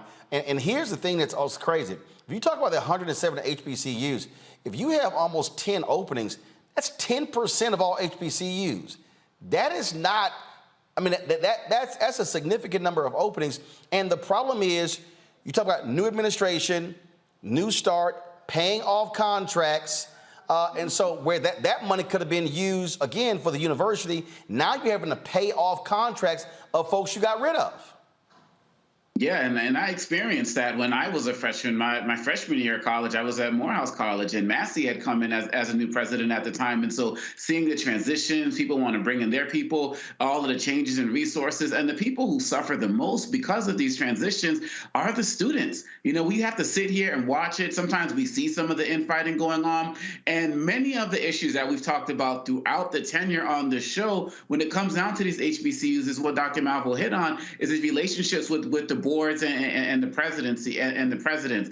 And to be quite honest, it's so sad to see what's happening right now, because going back to what we were talking about with the indictment and everything, it was under the Trump presidency and things that are going on now with this critical race theory and all of this nonsense that we started to see more Black families get more interested in sending their children to HBCUs. They thought it was going to be safer, wouldn't have to deal with some of the nonsense that they're seeing in their schools now and like. And so now with this aura of instability that's coming up with all of these vacancies and firings and people retiring, starting Chick-fil-A's and all of that, I think it's also going to undermine the confidence that many Black parents will have in sending their children to HBCUs, even though there are HBCUs that have steady presidencies and the like. But when you're talking about this high a number that's probably only going to increase, Roland, the people who are getting screwed the most are the students who are just coming there ready to do their best and give their best, and they may not even get to experience the full force of everything their school has to offer because they're going through yet another transition. You come in as a freshman, and by your end of your sophomore year, you're dealing with a whole new leadership team of your school. It's very unfortunate. And I don't think people really understand, Julian, when we talk about continuity, why that is so important. When you have continuity of leadership, because people understand what happens is new president comes in. Now there's a whole host of people who are now getting hired, getting moved in, getting moved out, new systems being put in place. They begin to bring in people below them. And so having to restart, now it's a whole new administration, no different than a new president in the White House and a whole new administration. Absolutely. I mean, it takes you a good year, if not a little longer, to really get your foot wet, to get into the environment, to learn the culture, to know the culture, and you do bring your own people in. And then if you leave in another year, 2 years, now you've got a provost that you brought in, other people you brought in. What happens to them? Because the next person that comes in is going to want to bring in their own people. The other thing that happens is that the cost of a search is not inconsequential. When they do a presidential search, they usually use a firm. The firm is usually paid some fraction, probably at least half of what the president is earning. So you're talking six figures there. And then if you have candidates, you're flying them in and out, you're talking more money there. And so, it's a financial burden. And it's also, the stability, though, is the most important thing. In the first year, you can expect instability. Some people got to go, they just got to go. But if you then decide to leave in year 2 or even year 3, what happens to your people? They're going to have to go too. And Owakongo was right. With all of the things we talk about with HBCUs were put together, developed for students to have a positive experience, for students to be lifted up, for students to have an alternative experience in this contemporary time. You don't want to go to Georgetown, you want to go to Howard or something like, people want to be in a Black environment. But if a Black environment is unstable, it's not a good environment. Well, again, this is something, folks, here that is cause for concern for a lot of folks out there. The number of HBCU presidencies that are now vacant due to the resignation. And again, the point we made earlier, it should be of concern the number of women who are being replaced short of their term. And I've talked to other female HBCU presidents over the years who've talked about there's a significant amount of misogyny and sexism, paternalism among individuals who are on the boards who question female leaders and a lot different than they actually do male leaders. And so that is absolutely the case. All right, folks, got to go to a break. We come back. Olympic athlete dies very young. A lot of people were saying, oh my goodness, did she commit suicide? Now we know the truth about her death, and again, is a perfect example of what Black women are dealing with when they are having children. We will explain next on Roland Martin Unfiltered right here on the Black Star Network. Hit that like button, folks, if you're on YouTube. I see y'all commenting. We should easily be at 1,500 likes on YouTube. Y'all, it's real simple. Click like. That's it. It ain't hard. It ain't hard. Click the button, okay? Stop having me actually beg y'all to do so. Also, download our Black Star Network app, Apple phone, Android phone, Apple TV, Android TV, Roku, Amazon Fire TV, Xbox One, Samsung Smart TV. Also, join our Bring the Funk fan club. Your dollars make it possible for us to do the stories that we do and to be able to do every single day, folks. We're the only black news and information show, 2 hours a day, only black news and information network. That's right, this show, for Roger Hummer's Daily Show, of course, weekly shows from Deborah Owens, Jackie Hood Martin, Greg Carr, Dee Barnes, Stephanie Humphrey. It's no one like this.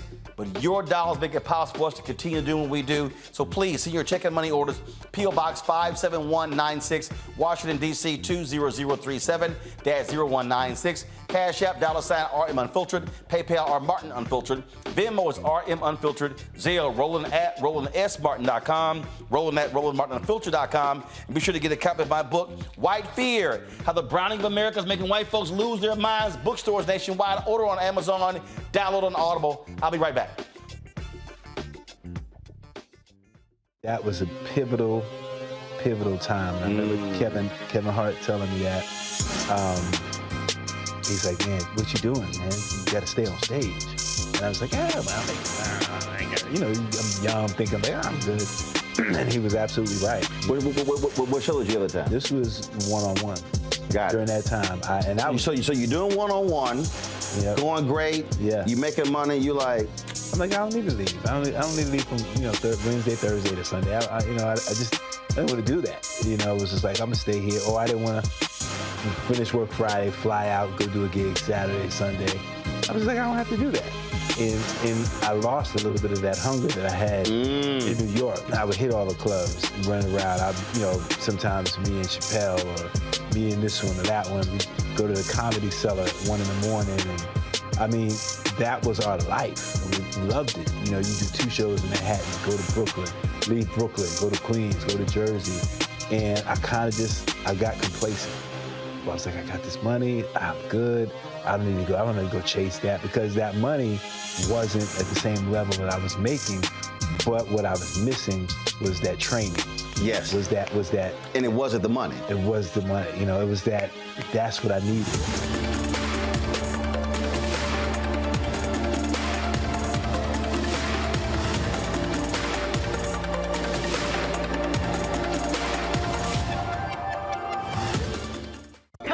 On the frequency right here on the Black Star Network. Shanita Hubbard. We're talking about the ride or die chick. We're breaking it down. The stereotype of the strong black woman. Some of us are operating with it as if it's a badge of honor. Like, you even hear black women like aspiring to be this ride or die chick, aspiring to be this strong black woman trope at their own expense. Next on the frequency right here on the Black Star Network. Hi, everybody. I'm Kim Coles. Hey, I'm Donnie Simpson. Yo, it's your man Deion Cole from Blackish, and you watch Roland Martin Unfiltered.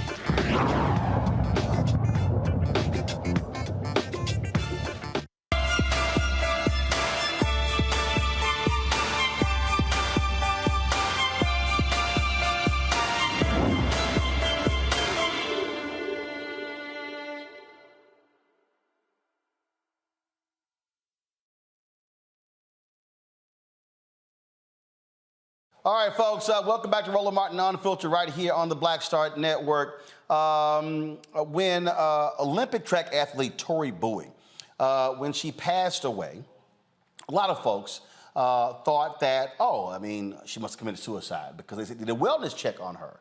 Well, the problem is that wasn't the case. Now we know exactly what happened based upon an autopsy report. She was found dead in her Florida home on May 2nd, just 32 years old. Well, according to the Orange County Medical Examiner's Office, she was 8 months pregnant and was in active labor at the time of her death. Medical officials said possible complications included respiratory distress and eclampsia, based upon the autopsy. She, of course, won 3 Olympic medals at the 2016 Rio Games as well. Dr. Julianne Burt joins us right now. Doc, this is a shocking story. Young woman, extremely fit woman. It also shows us, because remember, Serena Williams talked about what she experienced in her childbirth as well. This is something that people have been ignoring in terms of the issues that Black women are having in childbirth. Absolutely, and thank you for having me. Black women are still having issues in childbirth. That is an understatement. But we know that there are preventable deaths.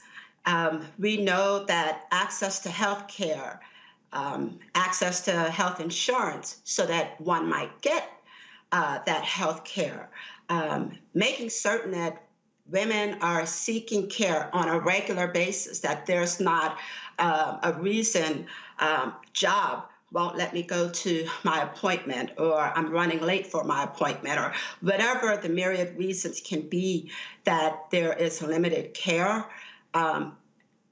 CDC says the latest studies show that about 80% of these deaths are preventable. Wow. 80%, that's a lot. What is eclampsia? What is that? Eclampsia. Yes. Eclampsia, okay. Eclampsia, right. So eclampsia is when a woman has seizures in childbirth or even after. And oftentimes this is happening after delivery, after a woman actually goes home.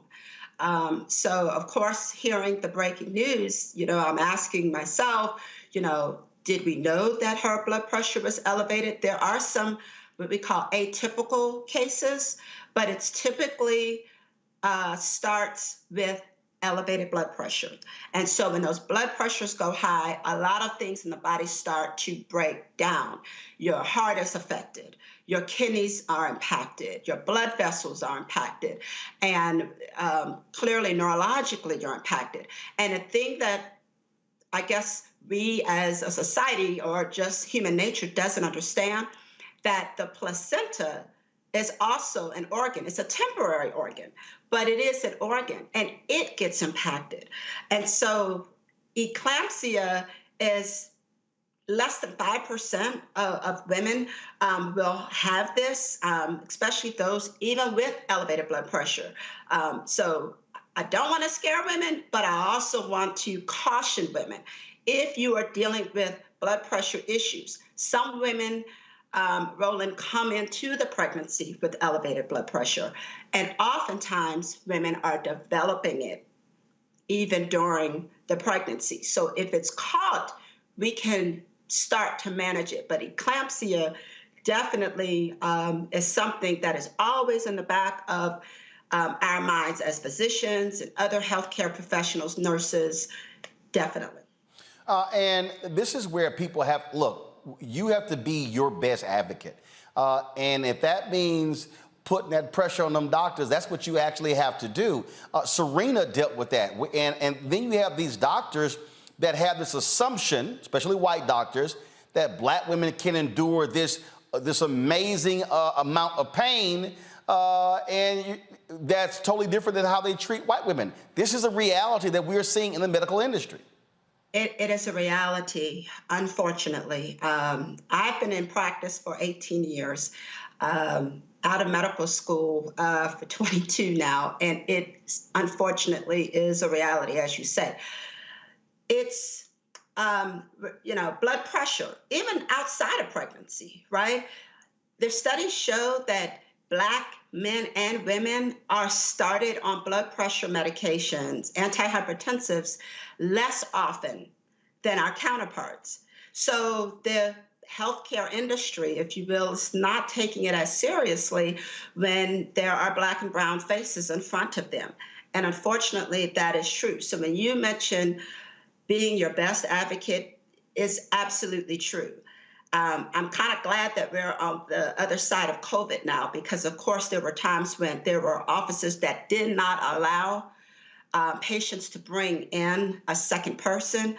And that to me was detrimental, because sometimes what that pregnant woman needs is someone else who's sitting there hearing, listening, asking questions that she may not be thinking of, such as, you know, my wife's been complaining of headaches recently. Instead of just blowing it off as it's the job, it's the kids, headaches can be a first sign of the blood pressure issue that can lead to, as we mentioned, eclampsia. Questions from my panel. I'll start with Julian. Doc, first of all, I love you. You have my same name. So yes, hi. Just say, hey, but when the eclampsia and the high blood pressure, all these things, a lot of women and diabetes, they contract these things during the pregnancy. They didn't have them before, but it comes during the pregnancy. What are there preventive measures? What should they be doing? Should they be seeing doctors more often? How can they prevent like the onset of diabetes or high blood pressure during pregnancy?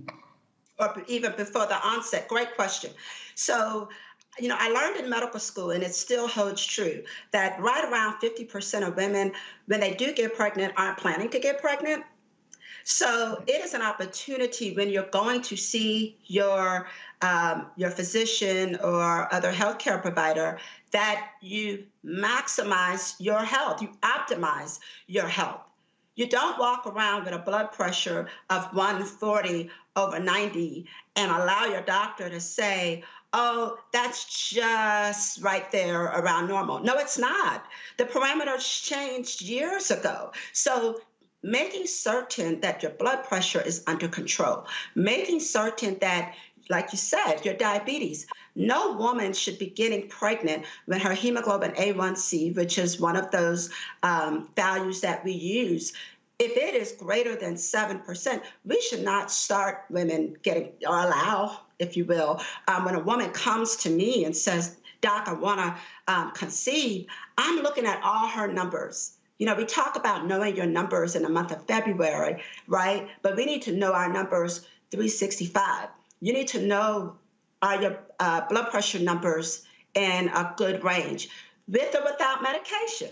You need to know if your blood sugar is in a good range. If you have a family history of diabetes, definitely go and get checked. But oftentimes we're not optimizing our health even prior.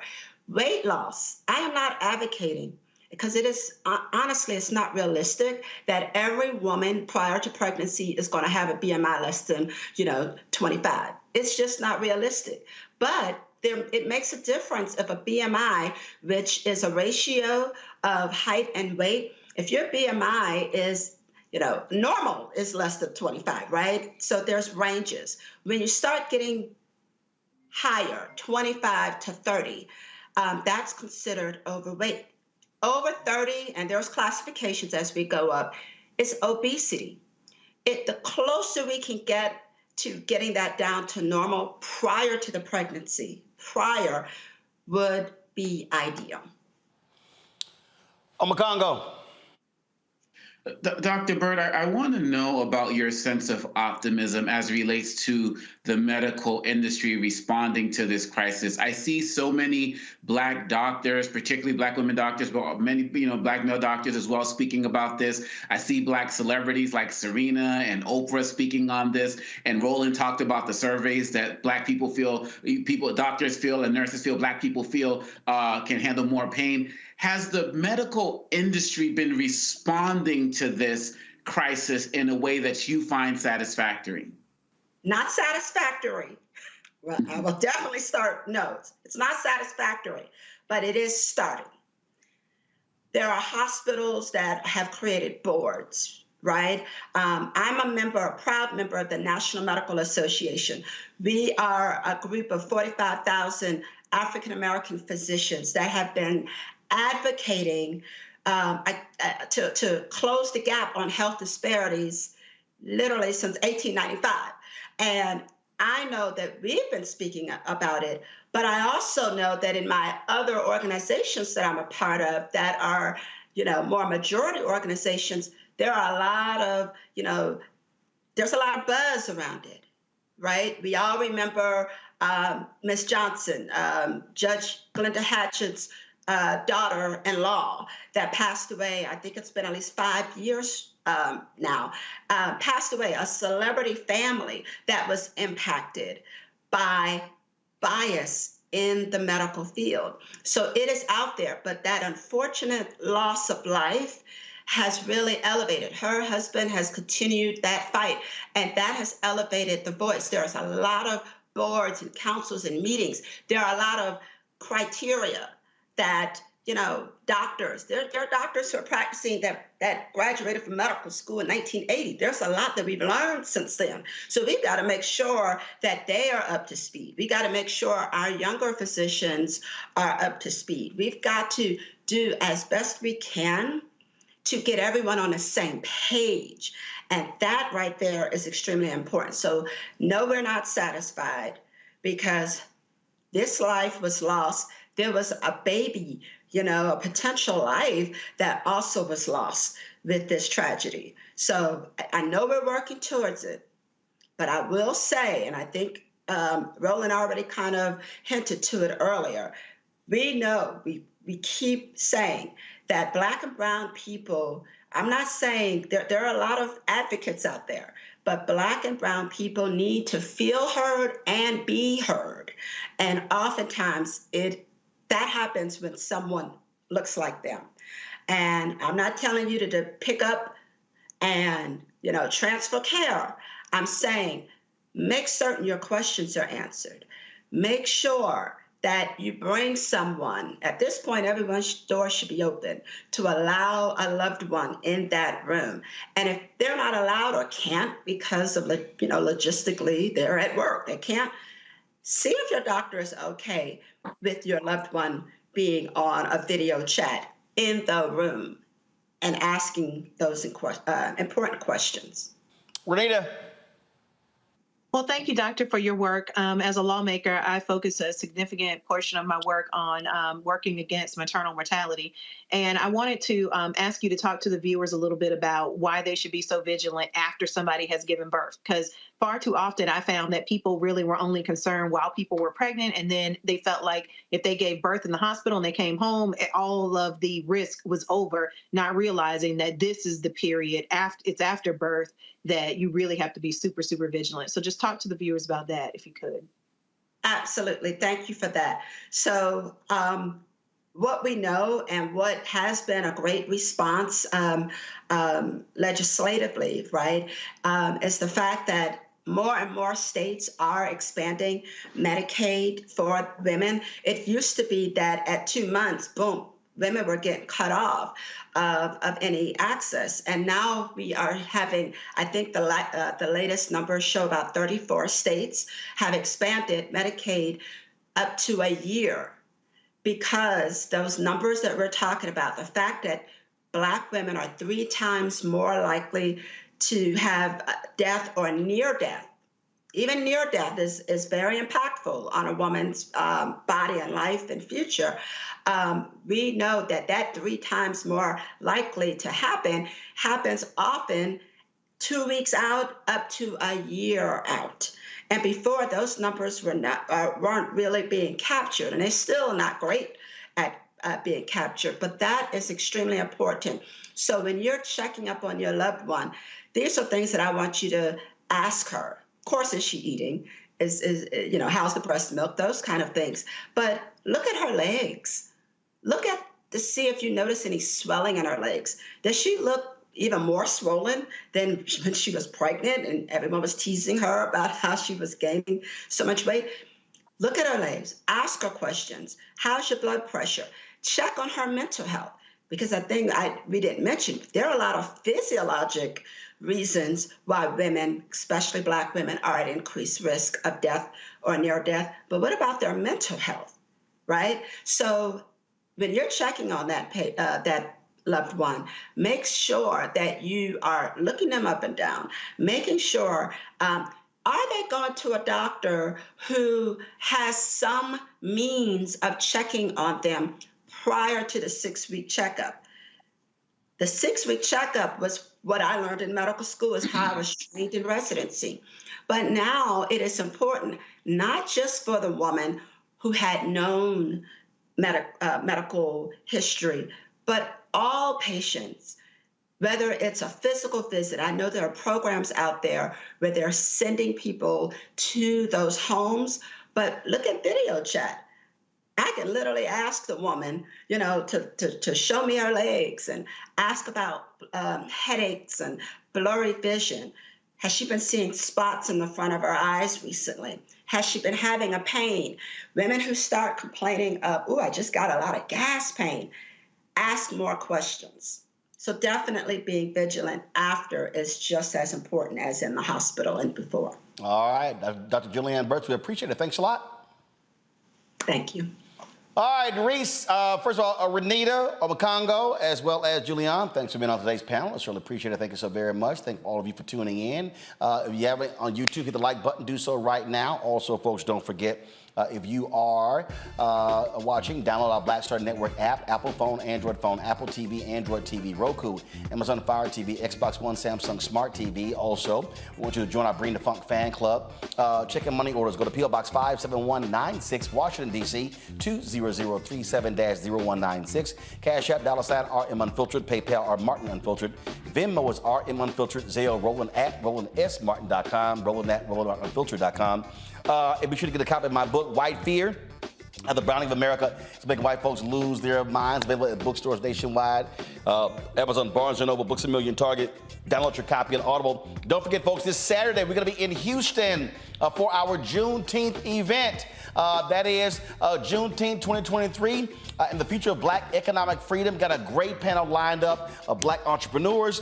Also, we'll be talking to Houston Mayor Sylvester Turner, Congresswoman Sheila Jackson Lee, Texas State Senator Boris Miles, and we got a great announcement you do not want to miss. We will be live streaming on the Black Star Network. To RSVP, first of all, we got about 500 seats. We just want to make sure to get a head count. Send an email to info@RolandSMartin.com. Info@RolandSMartin.com. Thanks for McDonald's for partnering with us on this event. Tomorrow, folks, I'm going to be a guest host, but I'm still going to be here. I'm going to be 2 blocks away. White House is having their first Juneteenth concert, but it's also Black Music Month. And so I'm going to be there. It starts at 7 o'clock. So I'm going to be doing some live hits from the White House. While I'm there, I can't be in 2 places at one time. Got to be there for security reasons. And so look forward to that tomorrow. So we will be there. So cannot wait to show y'all who's going to be there. Lettucey, Method Man. You've got Tennessee State Band. It's a whole bunch of folks who are performing for this Juneteenth concert in conjunction with Black Music Month. So cannot wait to be there and show y'all exactly what's happening there. Not sure if they're going to be live streaming the whole deal, but guess what? I'll be there sharing it with you as well. So looking forward to that. All right, folks, that's it. I'll see y'all tomorrow right here on Roland Martin Unfiltered, right here on the Black Star Network. Holla!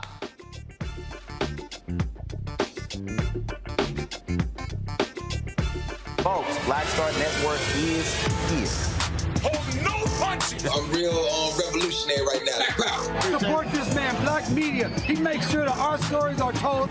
Thank you for being the voice of Black America, Roland. Stay black. I love y'all. All momentum we have now, we have to keep this going. The video looks phenomenal. See, this difference between Black Star Network and Black-owned media and something like CNN. You can't be Black-owned media and be scared. It's time to be smart. Bring your eyeballs home. You dig?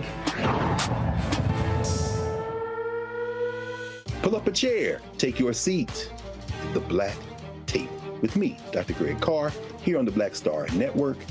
Every week, we'll take a deeper dive into the world we're living in. Join the conversation only on the Black Star Network. Hi, I'm Dr. Jackie Hood Martin, and I have a question for you. Ever feel as if your life is teetering and the weight and pressure of the world is consistently on your shoulders? Well, let me tell you, living a balanced life isn't easy. Join me each Tuesday on Black Star Network for A Balanced Life with Dr. Jackie. We're all impacted by the culture, whether we know it or not. From politics to music and entertainment, it's a huge part of our lives, and we're going to talk about it every day right here on The Culture with me, Faraji Muhammad, only on the Black Star Network. I'm Deborah Owens, America's Wealth Coach, and my new show, Get Wealthy, focuses on the things that your financial advisor and bank isn't telling you, but you absolutely need to know. So watch Get Wealthy on the Black Star Network.